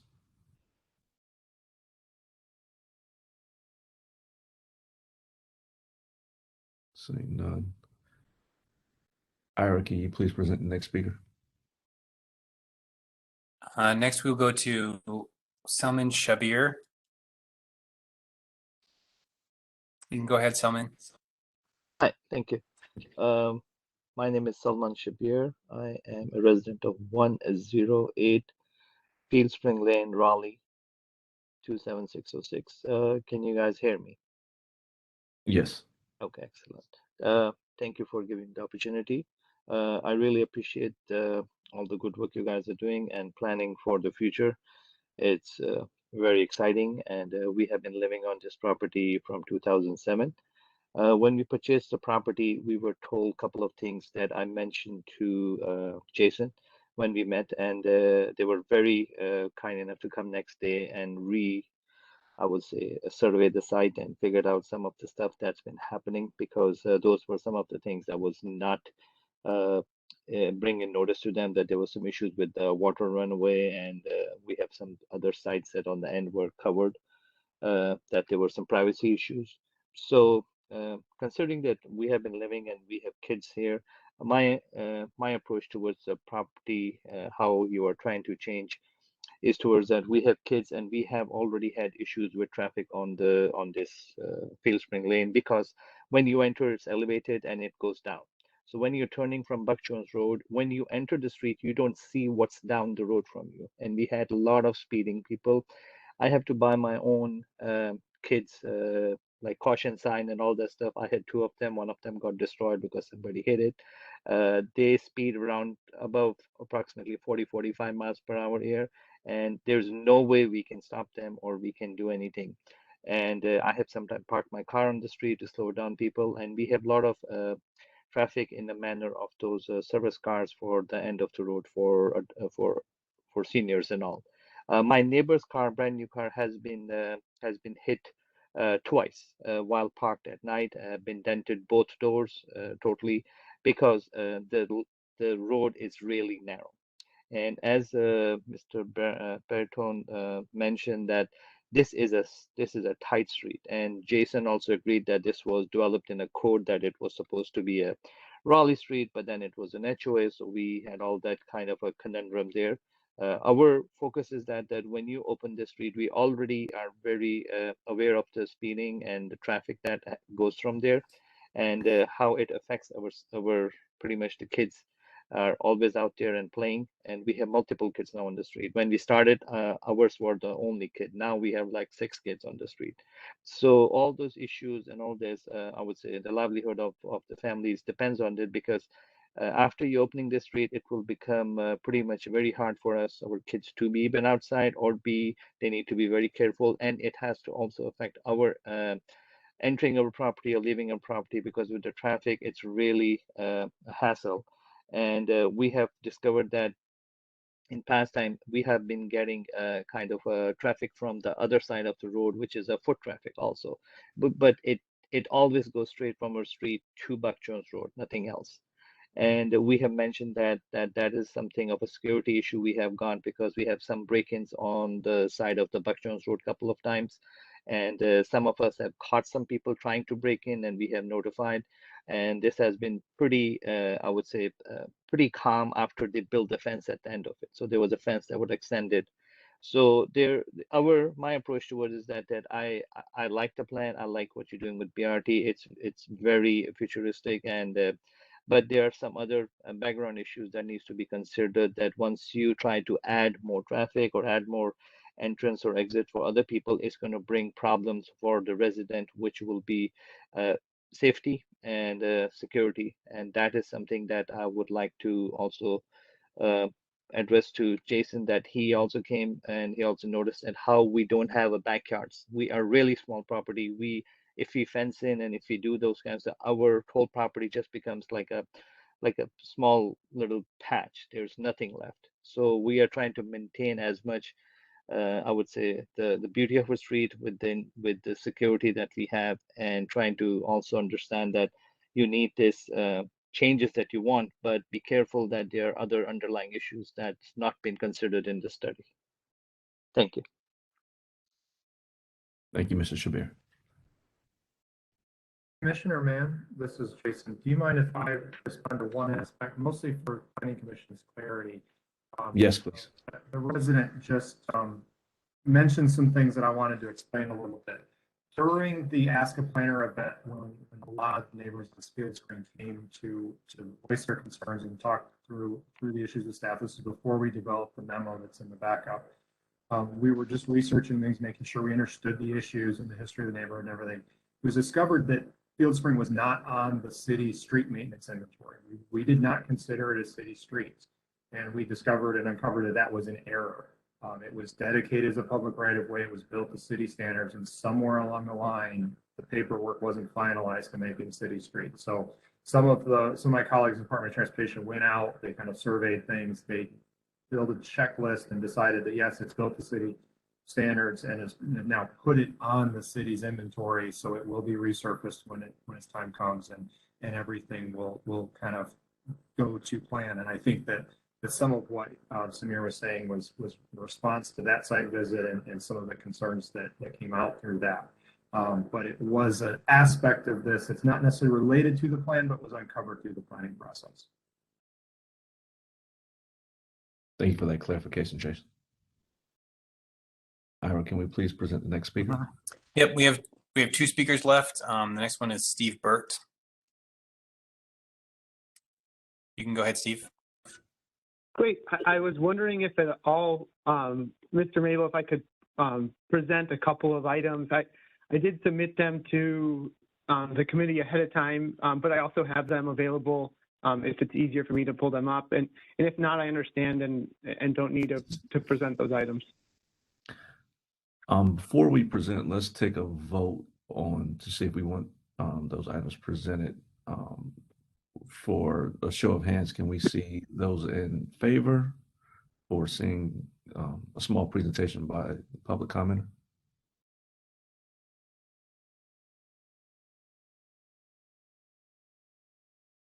Those in opposition? Seeing 1, 2. We'll grant the speaker 2 minutes based off of the show of hands to speak. So just in need of time, we're getting kind of close here, but we'll give the speaker 2 minutes to talk. All right, thank you very much. I will make sure to keep time tight, and I will try to. It looks like I don't have permission to share, unfortunately, after all that. Oh wait, okay, I guess I can. All right.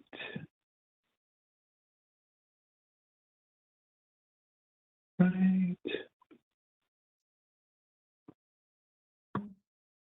Okay. Hopefully everybody can see this. All right.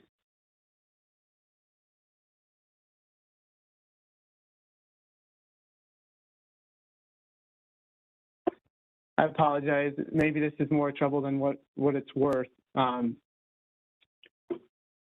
I'll just go ahead and just share a comment. I just wanted to share one image.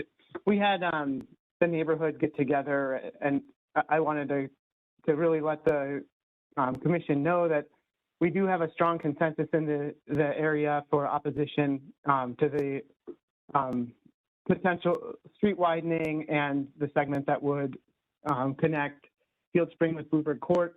Our primary issues were already discussed by, let me just, can you hear me okay? Can everybody hear me? Yes. Okay.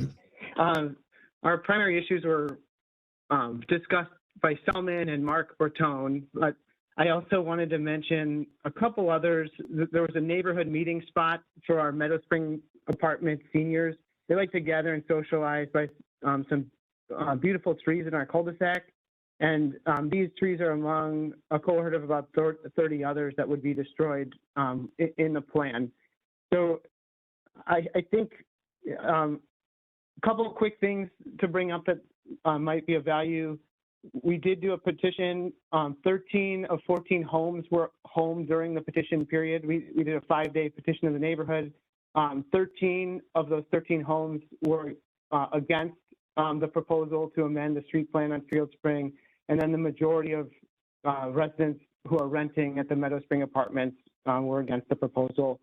However, we did have some discussion, and based on some of the ideas that Jason Myers put forward today, there does seem to be option 3 and option 4 that he presented would be very much in line with what I understand the community would like to move forward with. I think one of those options was potentially looking at an active transportation method of connection, which he outlined in his memo, and then the other would be just to remove our neighborhood from the street plan. And I think in general that's what residents are most in favor for, but you know, we'd be very sort of amenable as a compromise to look at the active transportation solution.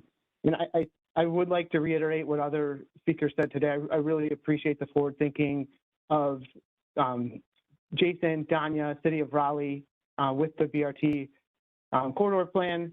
Just wanted to sort of bring to light some of the issues that would disproportionately affect Field Spring. And you know, I had some information that I would like to show, but that's okay today. If there's an opportunity for the committee to take a look at the slides afterwards, that would be great. But I just wanted to bring to light that there were some drainage costs associated with the widening of Buck Jones, and our neighborhood was very active in making sure that we sought remediation. Just wanted to point out that those costs can add up. They were around $20,000 in 2021 dollars, about $15,000 in 2005. But if you factor for inflation, that's about what they would cost today. So we were anticipating that with the proposal for new impervious structures to be implemented, that could result in some drainage issues as well. So, Thank you, Mr. I can wrap up. It sounds We're like close on time. I'm sorry to cut you off, but we're running close on time. But that presentation that you're talking about, that you wanted to show us, our emails are on the website, on the city's website. So can you please just send that presentation to our email so that we can take a look at it offline?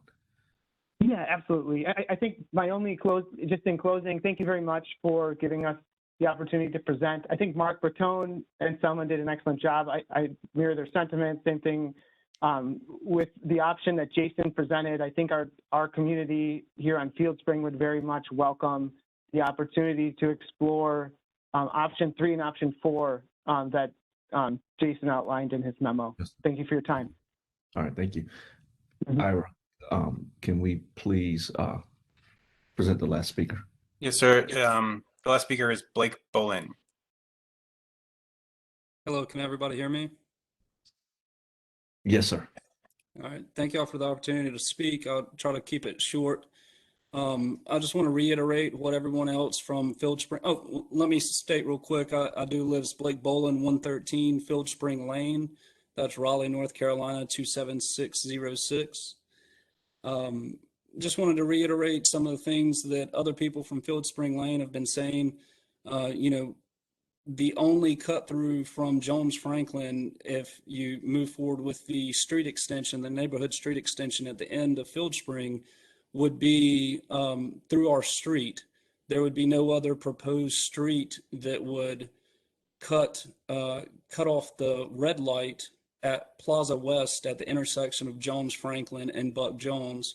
They would have a cut through to bypass that light down our street to access Buck Jones from Jones Franklin Street. We all on the street really feel like that would increase the traffic exponentially on our street. And as others have stated as well, our street is, from what Jason has told us, to city code, but we have very, very little in the way of land. There's not a lot of land in the front, and on one side of the street, there's not a lot of land in the back of those homes either. So taking land to extend the street would really hinder, our ability to live really on the street. I also wanted to bring up or reiterate the fact of the water runoff. We do have an AT&T CO that is accessed from Jones Franklin that is literally in our backyard. That AT&T CO creates a decent amount of water runoff from that facility, and changing the street or changing the size of the street to add more runoff could really hurt the residents of Field Spring and the residents from the Meadow Springs apartment at the bottom, creating a lot more water runoff down there for the residents at the bottom of the street. Just to finish up, I do appreciate y'all's time. Thank y'all for taking a look at everything, and the BRT extension. Thank y'all for your time. Thank you, Mr. Bolin. Based off the comments and the presentations that we've seen, does the committee have any questions or comments that they'd like to add? Commissioner Raines. Thanks, Chairman. Just a quick question for the staff on the Field Spring consideration option 3. If we applied that, can then that be easily improved to a street connection well into the future? Meaning, is that going to be city owned and maintained as a non-motorized connection? Just asking that question for the staff. Commissioner Raines, this is Jason Myers with the City's Department of Transportation. The way that most non-motorized connections would work is they would be a public easement on private property. It would not be dedicated as right-of-way. An example of a similar connection that I'm thinking of just off the top of my head is near the shopping center now contains Wegmans between Wake Forest Road and Industrial Drive. There is along the southern boundary there is a long, wide sidewalk, kind of shared use path that goes from the sidewalk on Wake Forest to Industrial Drive. And that is maintained by the property owner, but it has, I believe, a public access easement. And that's the normal way that is done. There theoretically are other legal mechanisms that the public access could be instituted from, but not really a right of way to my knowledge. Certainly not something that would be able to be turned into a street. Now, if the area specific guidance said it would be a street that would not be connected initially, or it would be a right of way with only non-motorized uses, and the right of way would be specified to a certain width, I think that is possible in the framework of our planning and our code, and in what is legal in North Carolina law. That's not something that I think we've explored. Option 2 would be a street, and option 3 would be a non-motorized connection. That kind of implies an option 2.5 that we might need to research a little bit more. If that's where the commission would want to go. Maybe Mr. York has some input on that. If it's not a street, but it's as wide as a street, what does that look like?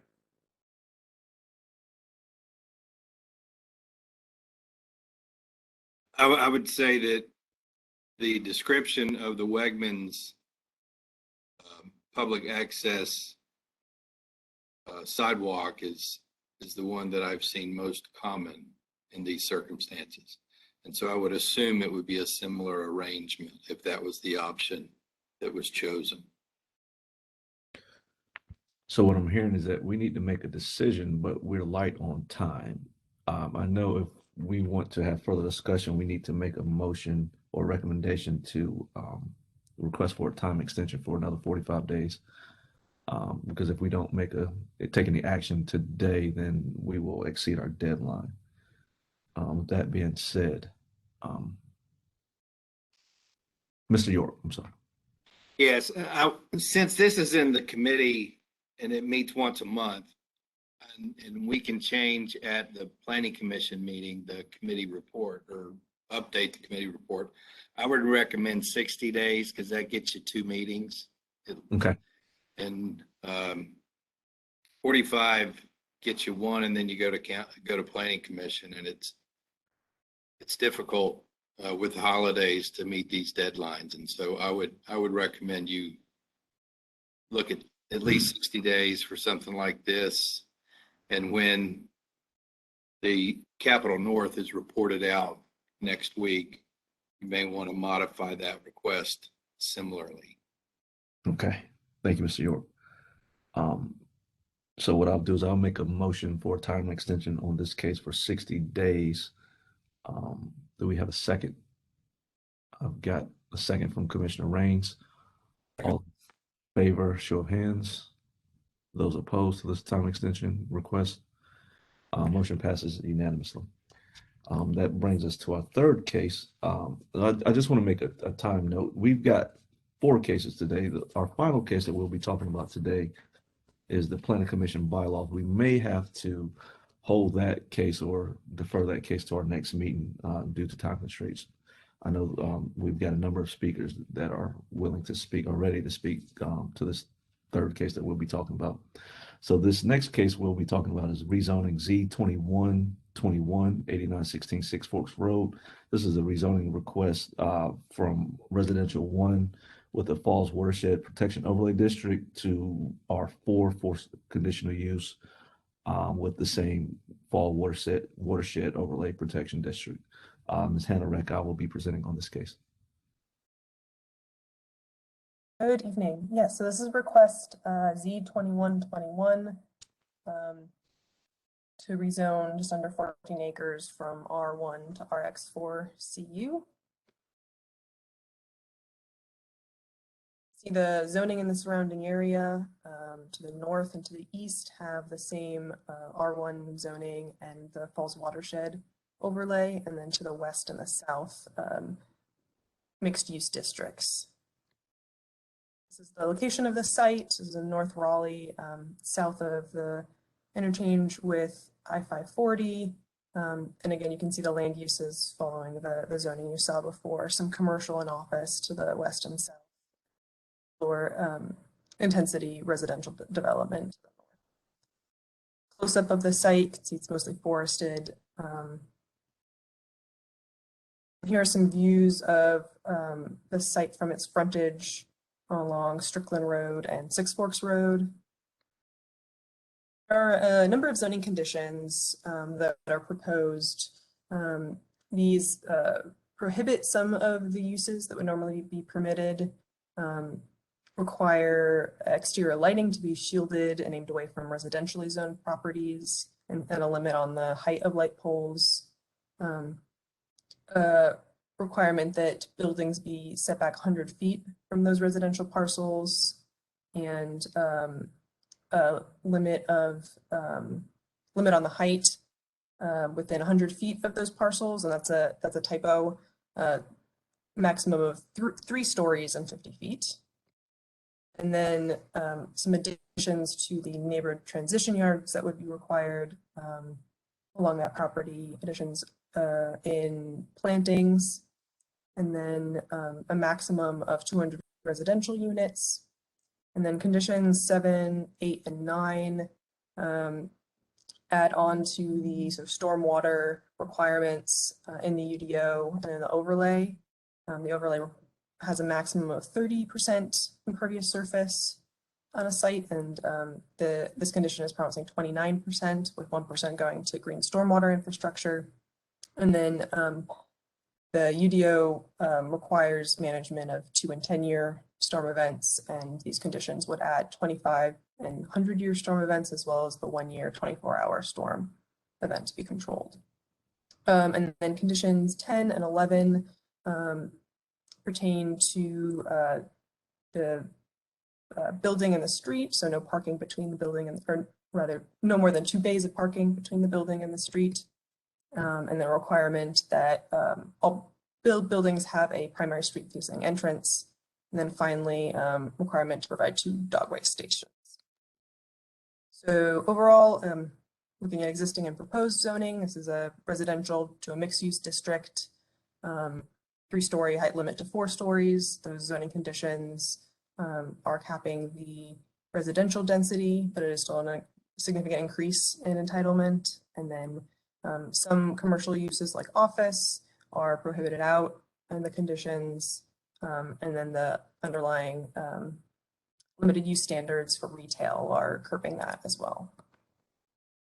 The area has a higher walk score than average, probably because of the proximity to some of the shopping centers nearby, a similar sort of average bike score, and a lower transit score, and a lower low cost transportation index, indicating a higher cost of transportation in the area. There is bus service along Strickland Road, the Route 8 to the south of the site, has 30-minute service. The request is not including subsidized housing, affordable housing units, but the requested district would add to the housing supply, permit a variety of housing types, including smaller allowed lots and smaller units allowed, and is within walking distance of a transit station. Demographic and land use analysis, see a smaller representation of some of the more vulnerable populations that the analysis looks at, and we did find some nearby restrictive covenants that limit development beyond the UDO. The site is designated as institutional on the future land use map. This is a category that points towards uses like universities, hospitals, religious institutions, and the requested district, RX, is primarily residential, and it does prohibit out some of those uses that are envisioned by the designation. So it is inconsistent with that, with institutional as a designation. If this request were to be approved, that would amend the future land use map to moderate density residential. The site is outside, but next to a mixed-use center, and there's a transit emphasis corridor along a portion of Six Forks Road and an urban thoroughfare along Strickland Road. Both of these would recommend urban or hybrid frontage. Request does not include that, but it does include several conditions that bring the building closer to the frontage and require some pedestrian accessible entrances on the front of the building. So it is consistent with the urban form map for that reason. Overall, the request is inconsistent with the comprehensive plan. It is consistent with a handful of policies, as you can see here, on buffering, adding additional entitlement for housing, and sort of raising the standard for stormwater, mitigating stormwater impacts. The inconsistent policies, aside from the future land use map, include infill development, allow development significantly different from the surrounding residential, and then 2 area-specific policies. And for the Falls Lake area, the first one states that no non-residential uses should be permitted, and the request would allow a small amount of non-residential uses on the site.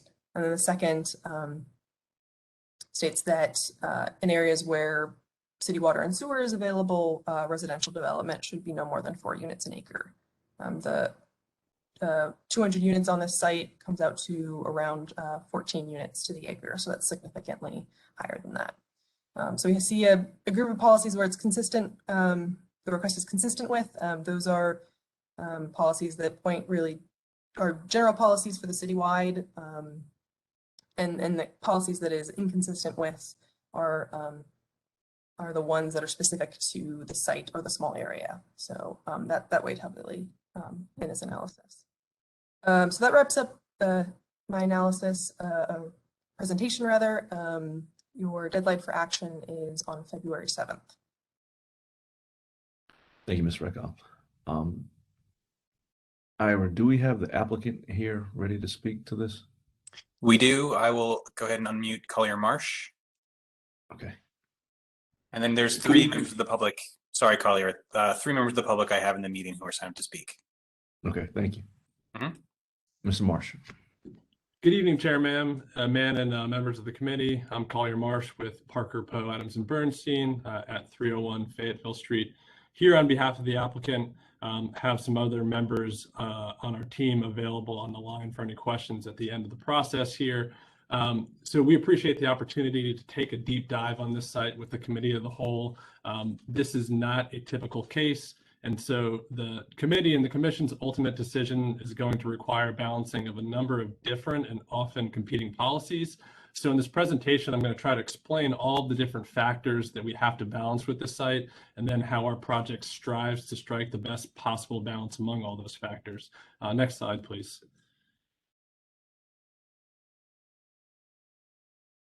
So the subject property we're looking at here, again, it's 8916 Six Forks Road. It's 13.8 acres. You can see here it's northeast of the intersection of Six Forks and Strickland Road.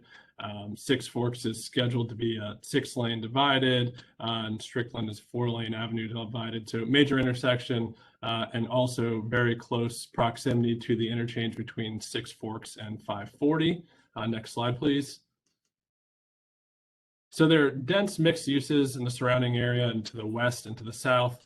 The other corners of the same intersection are all zoned for mixed use, and they have heights ranging from 3 to 5 stories. And then heights reach up to 7 stories as you head south on Six Forks Road a short distance. So our site's prominent location with dense mixed uses on the other 3 corners of this intersection triggers a number of policies supporting high intensity development. But there's more to the story. So next slide, please. So the Falls Watershed Protection Overlay District and the related Falls Lake Small Area Plan have a major impact on this site and any permitted development on the site. So the land above this blue line we see here is in the watershed, below the line is not. And that Falls watershed and the related policies impose a number of restrictions on development. So the total built area cannot exceed 30% of the site, and then 40% of the site must be forested area. So what that means with our site is a minimum of 5.53 acres must remain forested upon development. And then there are also stricter stormwater measures that apply within the watershed boundaries than apply outside of those boundaries. Then the small area plan policies also call for low density residential development that frankly conflicts with the policies implicated by the site's prominent location. Next slide, please.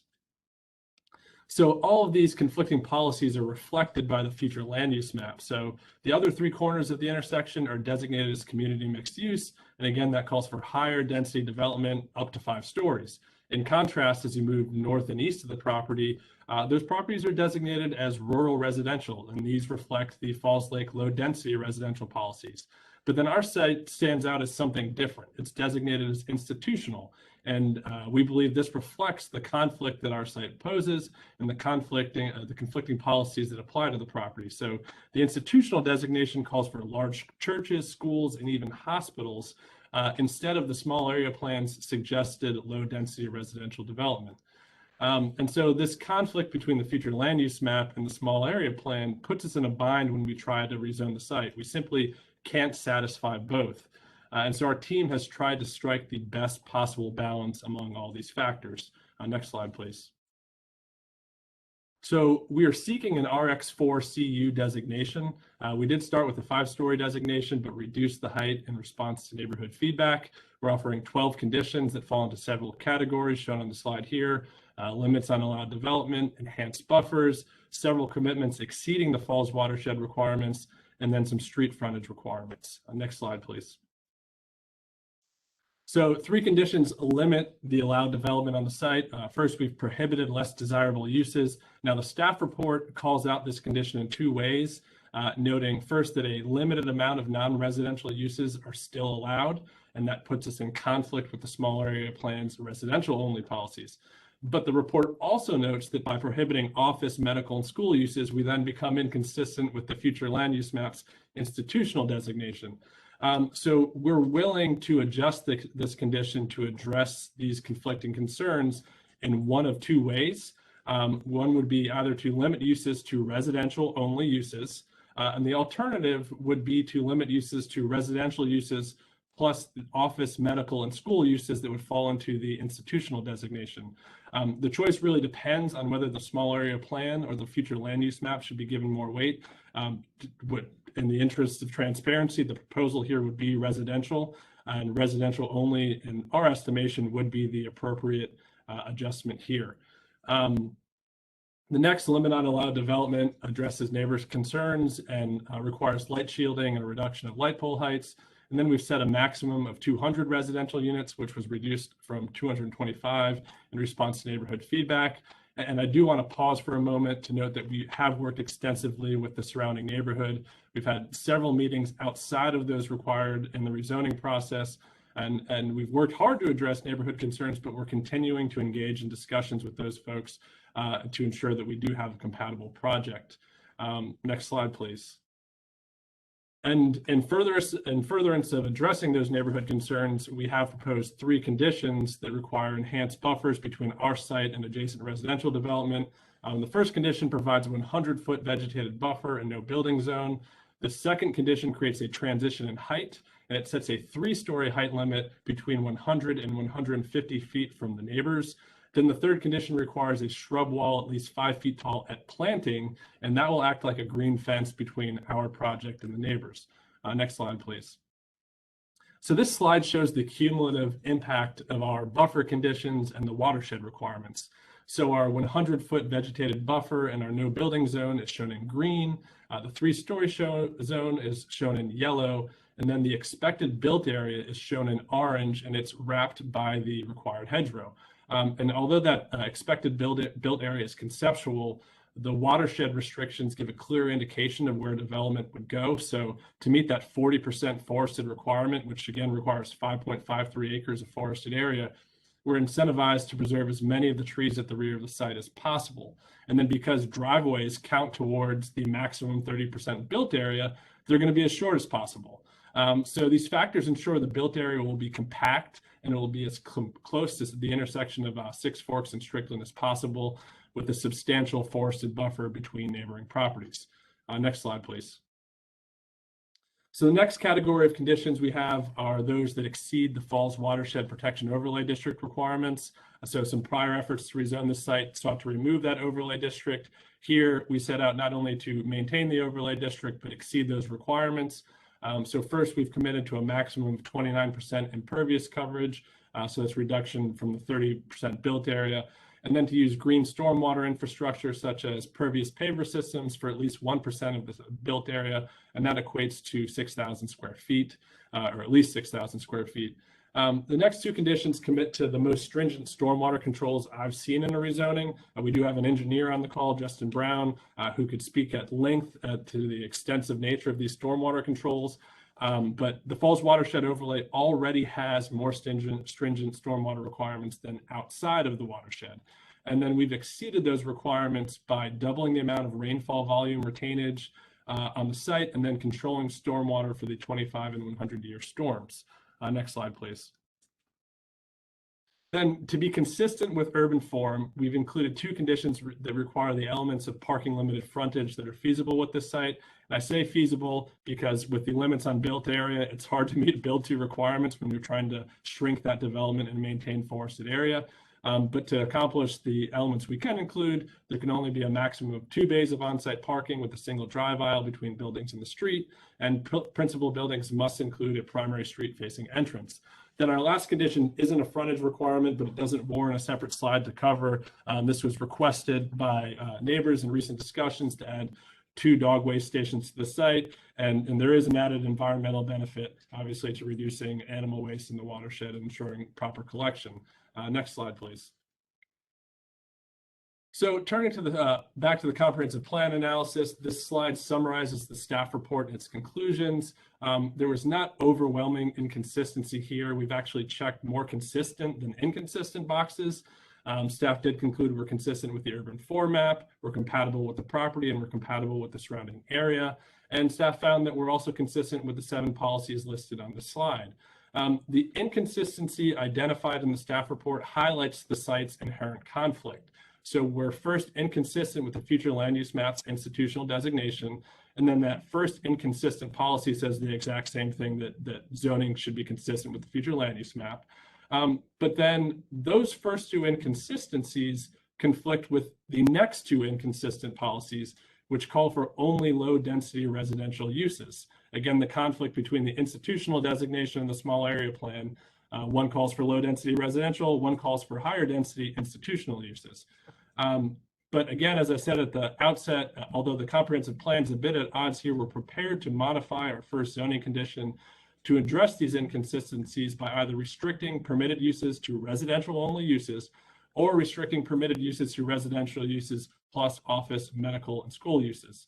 Then the last inconsistent policy here, LU 8.10, which calls for infill development to complement the established character of the neighborhood. We believe we are actually consistent with this policy. As noted a moment ago, the staff report separately concluded that the proposal is consistent with the property and the surrounding area. Next slide, please. So this slide shows 23 total policies that we believe are consistent with our proposal, and we believe tip scale is decidedly in favor of consistency. One final item we did want to address is residential density, which we know several commissioners raised as concerns with the nearby rezoning case Z2521, which was just across Six Forks Road and was recently approved by council. Now, while council's unanimous approval of Z2521 sets a precedent that's permissible to exceed the density policies within the watershed, we believe our case is consistent without that precedential decision. So the density policy is intended to limit sprawling residential development that unnecessarily disturbs forested area and conflicts with that 30% built area requirement. But our proposal already addresses those concerns. We're offering a compact development. We're exceeding the watershed requirements by reducing impervious coverage below the allowable limits. We're committing to green stormwater infrastructure, and we're offering enhanced stormwater controls. And we're addressing all of these policies that also achieve other top priorities in the city of Raleigh. We're providing needed residential units in an area where we can reduce vehicle travel because there's ample commercial development and walkable distances at every other corner of the very same intersection. So we believe that the commission will not be going out on a limb if it recommends approval of this project. We are consistent with the urban format, we're compatible with the surrounding area, and we're consistent with the 23 policies that are shown on this slide. And so therefore, we respectfully request that you advance this project and recommend approval. Thank you, Mr. Marsh. Ira, do we have any members of the public ready to speak to this?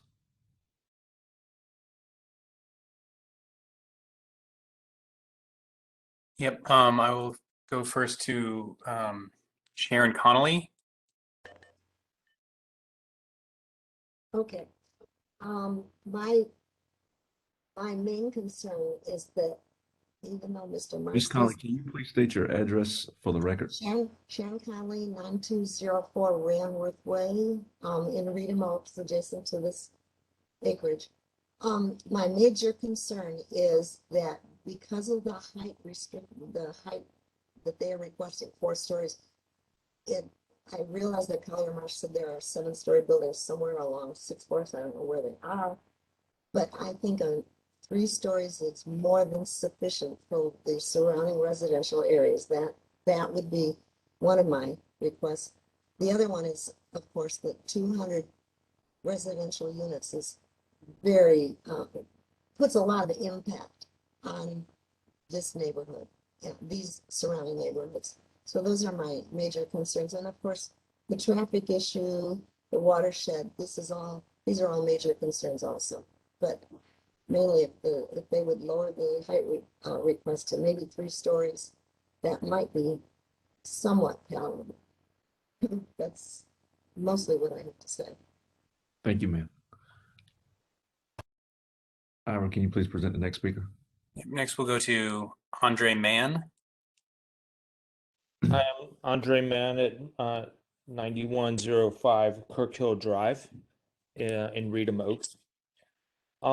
I'd like to speak against this current rezoning proposal. I do want to clarify, I am pro-growth, I'm pro-development. But I want to see the right kind of growth and development. One of the things that keeps our city vibrant and growing is the quality of life that we have in the city. And I'd like to continue to see that that happen in Raleigh. And one of the things about Raleigh that's been different than a lot of other cities is you have middle class people, policemen, school teachers, other middle class families that are able to buy houses. And what's happened recently is how the housing stock, there's a big housing shortage, including middle class houses, and there's not enough housing that's being built. And what's ended up happening with these recent trends is you have these big multifamily developers that are creating high-end apartments in the space of where we could be doing residential development. And when you're crowding out opportunities for building home opportunities for home ownership, then you end up pushing the demographics from being homeowners to being renters long term. I'm a small business owner. I own a gym across the street across the street from this development. I want to see development, but as a small business owner, I want to see customers that will be there for the long term. Apartment dwellers, on average, rotate every 2 years. That's not good for my business, and that's not good for my neighborhood if I'm having a constant changeover of neighbors, as opposed to neighbors that are going to invest themselves in the community. When I look at the property that was rezoned on the other side of 6 Forks, there's this townhouses that got approved for that. I think that's wonderful. It's got higher density, but it's still respecting the watershed guidelines.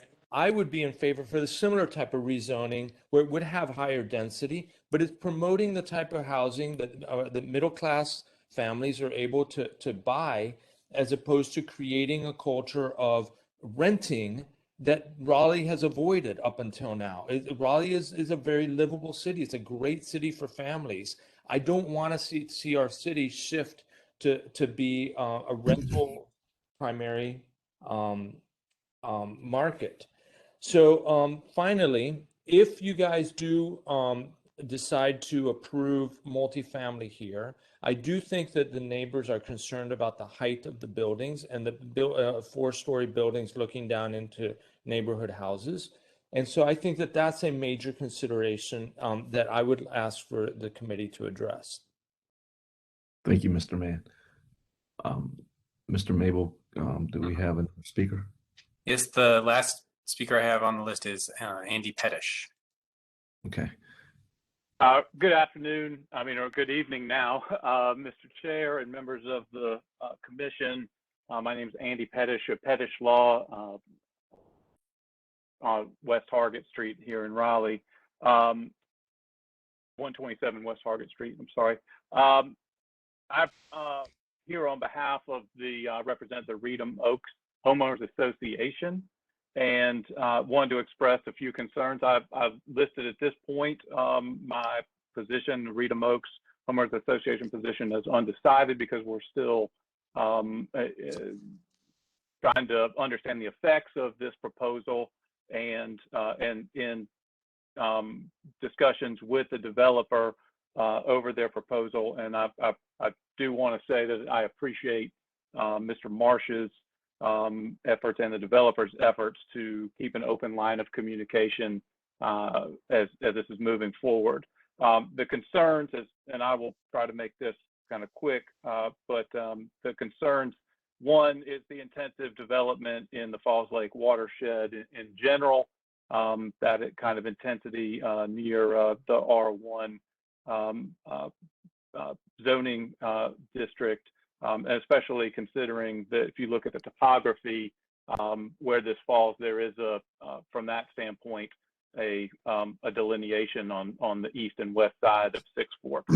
But that notwithstanding, also the key concerns here are impacts on the Reedham Oaks subdivision, and a couple of the previous speakers have commented on a couple of things.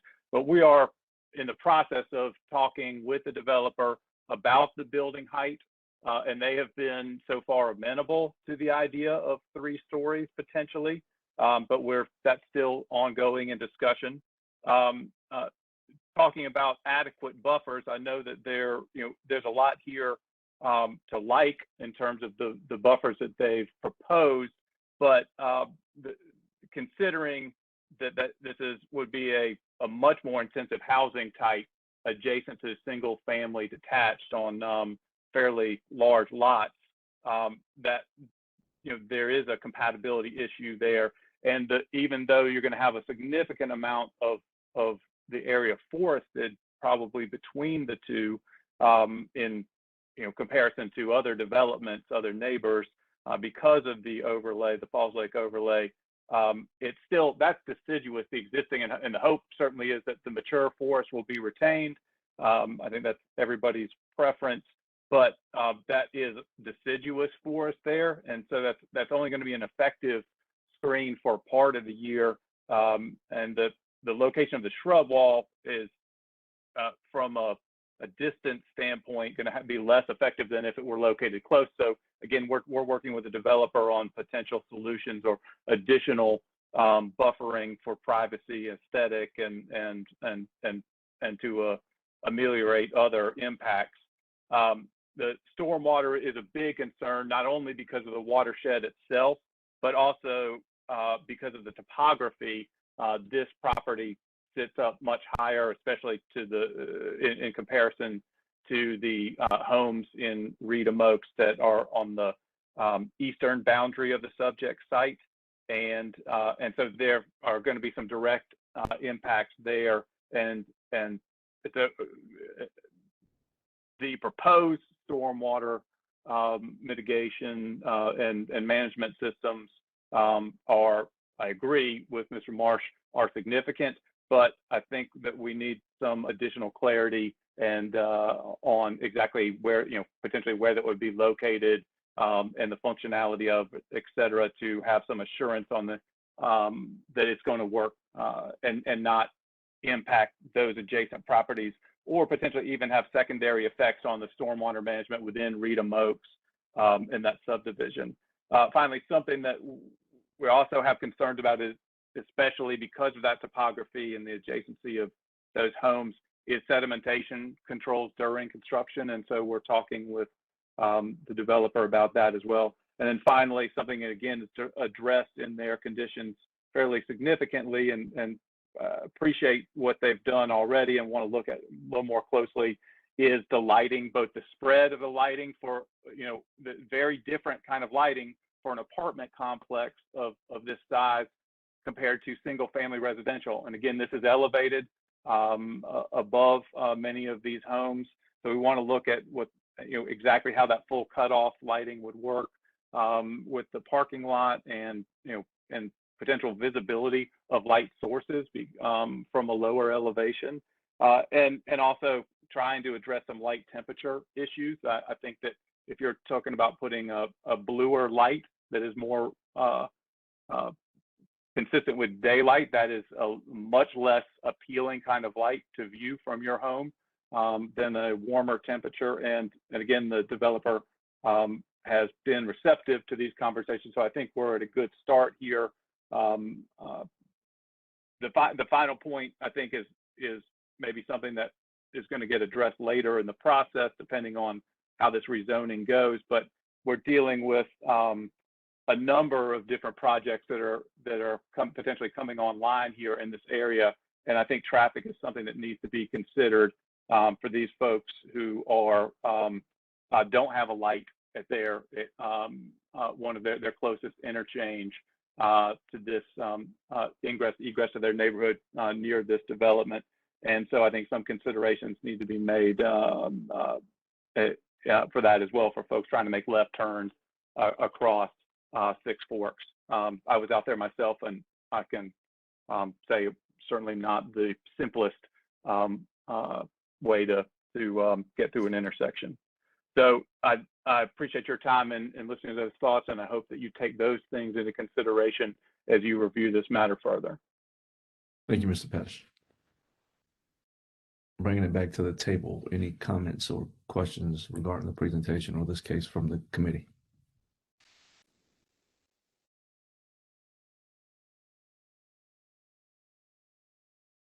Commissioner Bennett. Thank you, Chairman. So for me, it's about a couple of things, but mainly being consistent. I try to be consistent. The rezoning that was kind of diagonally across the street, also in the watershed that came before us not too long ago, I voted against because I was uncomfortable voting for increasing density that was inconsistent with the watershed plan. So this presents the same dilemma for me. I just really don't want to set a precedent of saying it's okay to rezone for increased density in the watershed overlay district, while at the same time we're saying that environmental sustainability is a priority for us. Another concern I have about this one, you know, if I were to consider voting for it, is traffic. I understand that the traffic impact assessment isn't required. However, as some have already pointed out, there have been a number of rezonings and a number of projects that are coming online in this general area. So for me, it's kind of like the conversations we've had on Buffalo Road, that perhaps this one rezoning doesn't trigger a TIA. But if you look at the cumulative impact of the increased traffic from the different developments, I would be curious to see what that impact would be on that intersection at Six Forks and Strickland, which I'm very familiar with. My church is in that area, so I know how busy that area can get. But I think the overriding concern for me is that it's in the that watershed overlay district. And in being consistent with the way I voted for the other one, I don't think I would be able to support this one. Thank you, Commissioner Bennett. With the about your note on the watershed, would the applicant like to respond with the condition of impervious with relation to the existing site if it were to be built out as R1 current standing compared to the conditions that you have proposed for the impervious regarding? Thank you, Chairman and Commissioner Bennett. Yeah, we were cognizant of that challenge with residential density from the start. And, we had kind of two guiding principles when we started this. We have to do our best to be a good neighbor and have the most strict buffers we could come up with. But then any, call for more density has to be met with conditions that exceed those falls watershed requirements. So we've endeavored to exceed them in every way we can. Obviously, when you're putting a multifamily development on a site like this and reducing it to 30% of the built area, it's challenging. And so we drove down that impervious coverage as much as we could while still being able to park a development at 4 stories. But if this was built out at townhomes or single family, they could go to 30%. We're at 29, 6,000 square foot difference, but it would probably also likely be a more sprawling development, resulting in removal of the existing forested area. And it would frankly be low density residential development in an intersection location that we think is just inappropriate for that type of development at this point in time, based on the overwhelming comprehensive plan policies that call for density at this location, that call for no single family on major streets like this. When faced with the larger citywide policies and goals for adding residential development, and we tried to set a precedent where if you're going to ask for more, you're going to have to do more in the watershed. And there's also very few sites like this in the watershed that are going to be at the intersection of Six Forks and Strickland, within a stone's throw of the intersection of Six Forks and 540. So I think the precedent would be limited here. Then just to quickly address your comments on traffic, that's something we've talked to city transportation staff about. In the past, we've had conditions that would require a TIA at site plan stage to ensure that those checks occur. Certainly something we're open to. I also know in discussing with transportation staff, there's an expectation it's going to happen at site plan stage, whether we want to or not. And so we've also heard, the preference is not to have that condition unless absolutely necessary, because they'd rather have the UDO control when that TIA occurs. But certainly something we're open to. Thank you, Mr. Marsh. Thank you. Any other comments from the committee? Commissioner Raines. Just a quick, thank you, Chairman. Just a quick one for staff. How does the Flume says that this should be institutional in the future? How does that relate to the current R1 of addressing stormwater? Would be compatible, or are they the same? I'm just not sure how those two work together. Is the Flume designation exceeding what? Is it a conflict with the FWPOD? That was my question. Sorry. I'm not sure I caught all of that question, Commissioner Raines. Could you ask it again? You were a little bit choppy. Yeah, I'm sorry. I'm sorry, I'm not being clear.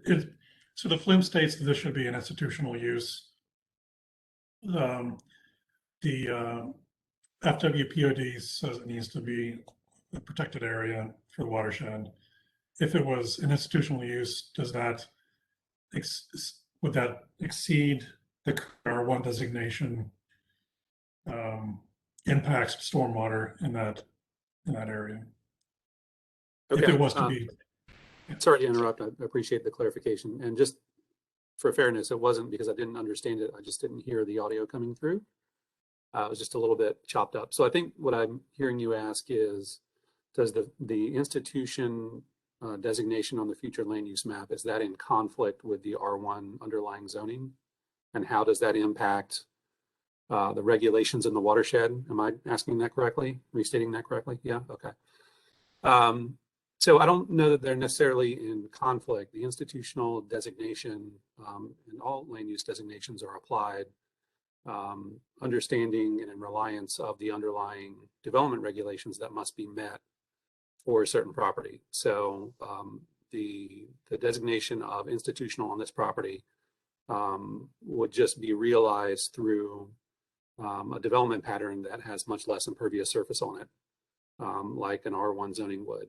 I think it's an interesting question that you ask, however, and it's a good one in thinking about development of this property in general, which is would an R1 subdivision on this property generate more or less impervious surface on balance than a different type of development pattern here? And I don't know that I have a good answer for that question today, but I think it's a good one to ask through this process.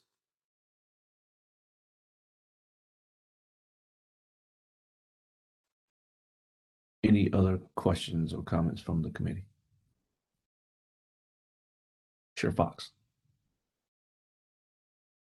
The applicant indicated a willingness to provide additional conditions related to use by restricting to residential only, or adding a condition related to the TIA. Have they considered other conditions to address some of the comments that we heard related to buffering or density?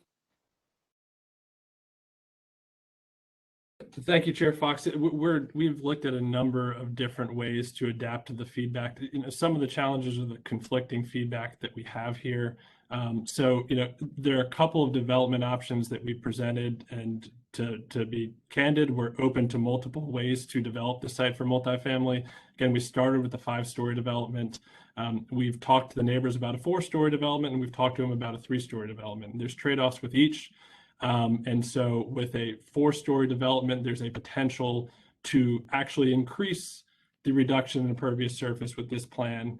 And with a 3-story development, we could go down to 3 stories, but we wouldn't be able to move that impervious any further. So what we were trying to do here is present the project as is, with the most possible pervious space and the highest height, and then get all input needed so that we could make one final move, either further reduce impervious surface or go down 1 story. But if we made one move now, we couldn't make the other one subsequently. So we've been discussing that openly with the neighbors, that we're willing to do one or the other. But we wanted to be clear in this presentation what the proposal was today. So certainly things that we're willing to do and are trying to do to address concerns. And then just wanted to briefly respond to Commissioner Rain's comment on the institutional designation. I do think that that is the critical distinction with this site and the remaining area. What that institutional designation says is that although there are policies saying low density residential, because of this site's prominent location, high density uses could be appropriate here. So a hospital, a school, a church, something that's high traffic, high sewer use, high utility use could be appropriate here because of this prominent location. So what we tried to do is say, okay, there's residential only is one of the things that's considered, and a higher intensity could be permitted. Well, what's the most appropriate use? And that's how we came upon this request. Thank you. Any other questions or comments from the committee? So what I'm hearing is that we may be willing to entertain, or what we may be doing is adding some conditions to this. Is that what I'm hearing, Mr. Marsh? Yeah, if the commission would like, we can make a move to either condition for restriction of uses. In our estimation, the more appropriate restriction would be the residential only use. But if there's a desire to have greater conformity with institutional, we could permit some institutional uses, but in transparency, it's going to be a residential development if approved with this developer. And we'd be open to that TIA condition as well, I'm assuming that that's what the commission would like to see. Okay, so I'm not seeing anyone willing to make a motion. So what we can do is hold this at the table and allow you to make your additional conditions. I'm seeing some head shakes. And Commissioner Rains. Thanks, Chairman. I understand the intent of the applicant, but I still think just for the good of the property to maintain other uses per the option and not have it strictly residential. That still allows them to do what they want, but it opens it up for the future. So just throwing that out there as a recommendation for the committee.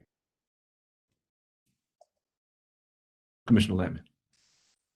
And this is more opinion based, just kind of looking at the land use. I think that the applicant is right that this is prime land, high density multifamily, which I kind of heard the comments from one of the speakers. You know, is that really the best use here? Is just something that I have in my mind. High density residential. We have a lot of that kind of going in. I, you know, sat in on one presentation that was developing by right, high density class A multifamily. And I just don't know if it's necessarily helping the diversity of our housing needs, especially for a site like this. I think some of the comments about having townhomes and whatnot actually kind of makes a lot of sense in some regards. And then, you know, the fact that there's so much commercial, but it's more of a personal preference. I just don't feel like multifamily really is the best use of this particular site.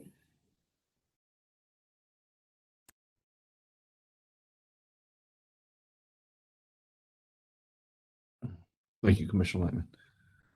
So are we planning on holding this or making a motion? I'm hearing a lot of different things.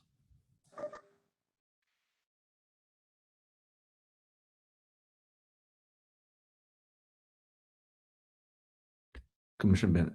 I'm good with holding it to allow them to update their conditions and come back with additional information. Okay, we'll hold this in the committee. We've got a deadline for action in February the 7th. So we'll hold this at committee and hear this in January. Moving on, we've got one more case to hear, but it's getting late, and I would recommend that we hold the bylaws of the commission until another discussion to be determined. But I would recommend that I would move that we hold our next case to be held. It doesn't have a deadline. Mr. York. I was just going to say, I know we have a February 7th on that last case. We have a February 7th deadline, but the January public hearing, January committee of the whole meeting is, I think, the 27th. And so I think the deadline of February 7th will occur before the committee of the whole could report it out to the planning commission to make its recommendation. I'm not looking at a calendar, but I think that's the case. It could be if the committee wanted to refer it out to the planning commission, which will meet more often between now and February 7th, give you more opportunities to discuss it if you wanted to. Just wanted to throw that out because I think if you hold it at committee, and I'm not looking at a calendar, but I think the second Tuesday has to come after the 7th. And so, if that's the case, you'd need to request a continuance. Okay. Today. So We'll scratch what we just stated. Let's move this to the full planning commission. And we will hear this in the planning commission. That way we will have a couple of meetings to get everything ironed out. So I will move this to the full planning commission and out of committee of the whole. I have a second from Commissioner Bennett. All in favor, show of hands. Those opposed? None opposed. Do we have any reservations about holding or moving our next item scheduled for today's agenda to our next committee of the whole meeting? Seeing none, we will move the discussion about the bylaws to our next meeting. And this will adjourn our meeting of the committee of the whole today. Everyone be safe. Thank you. It's been a long one, but I appreciate you guys' patience. Everyone be good. Thank you.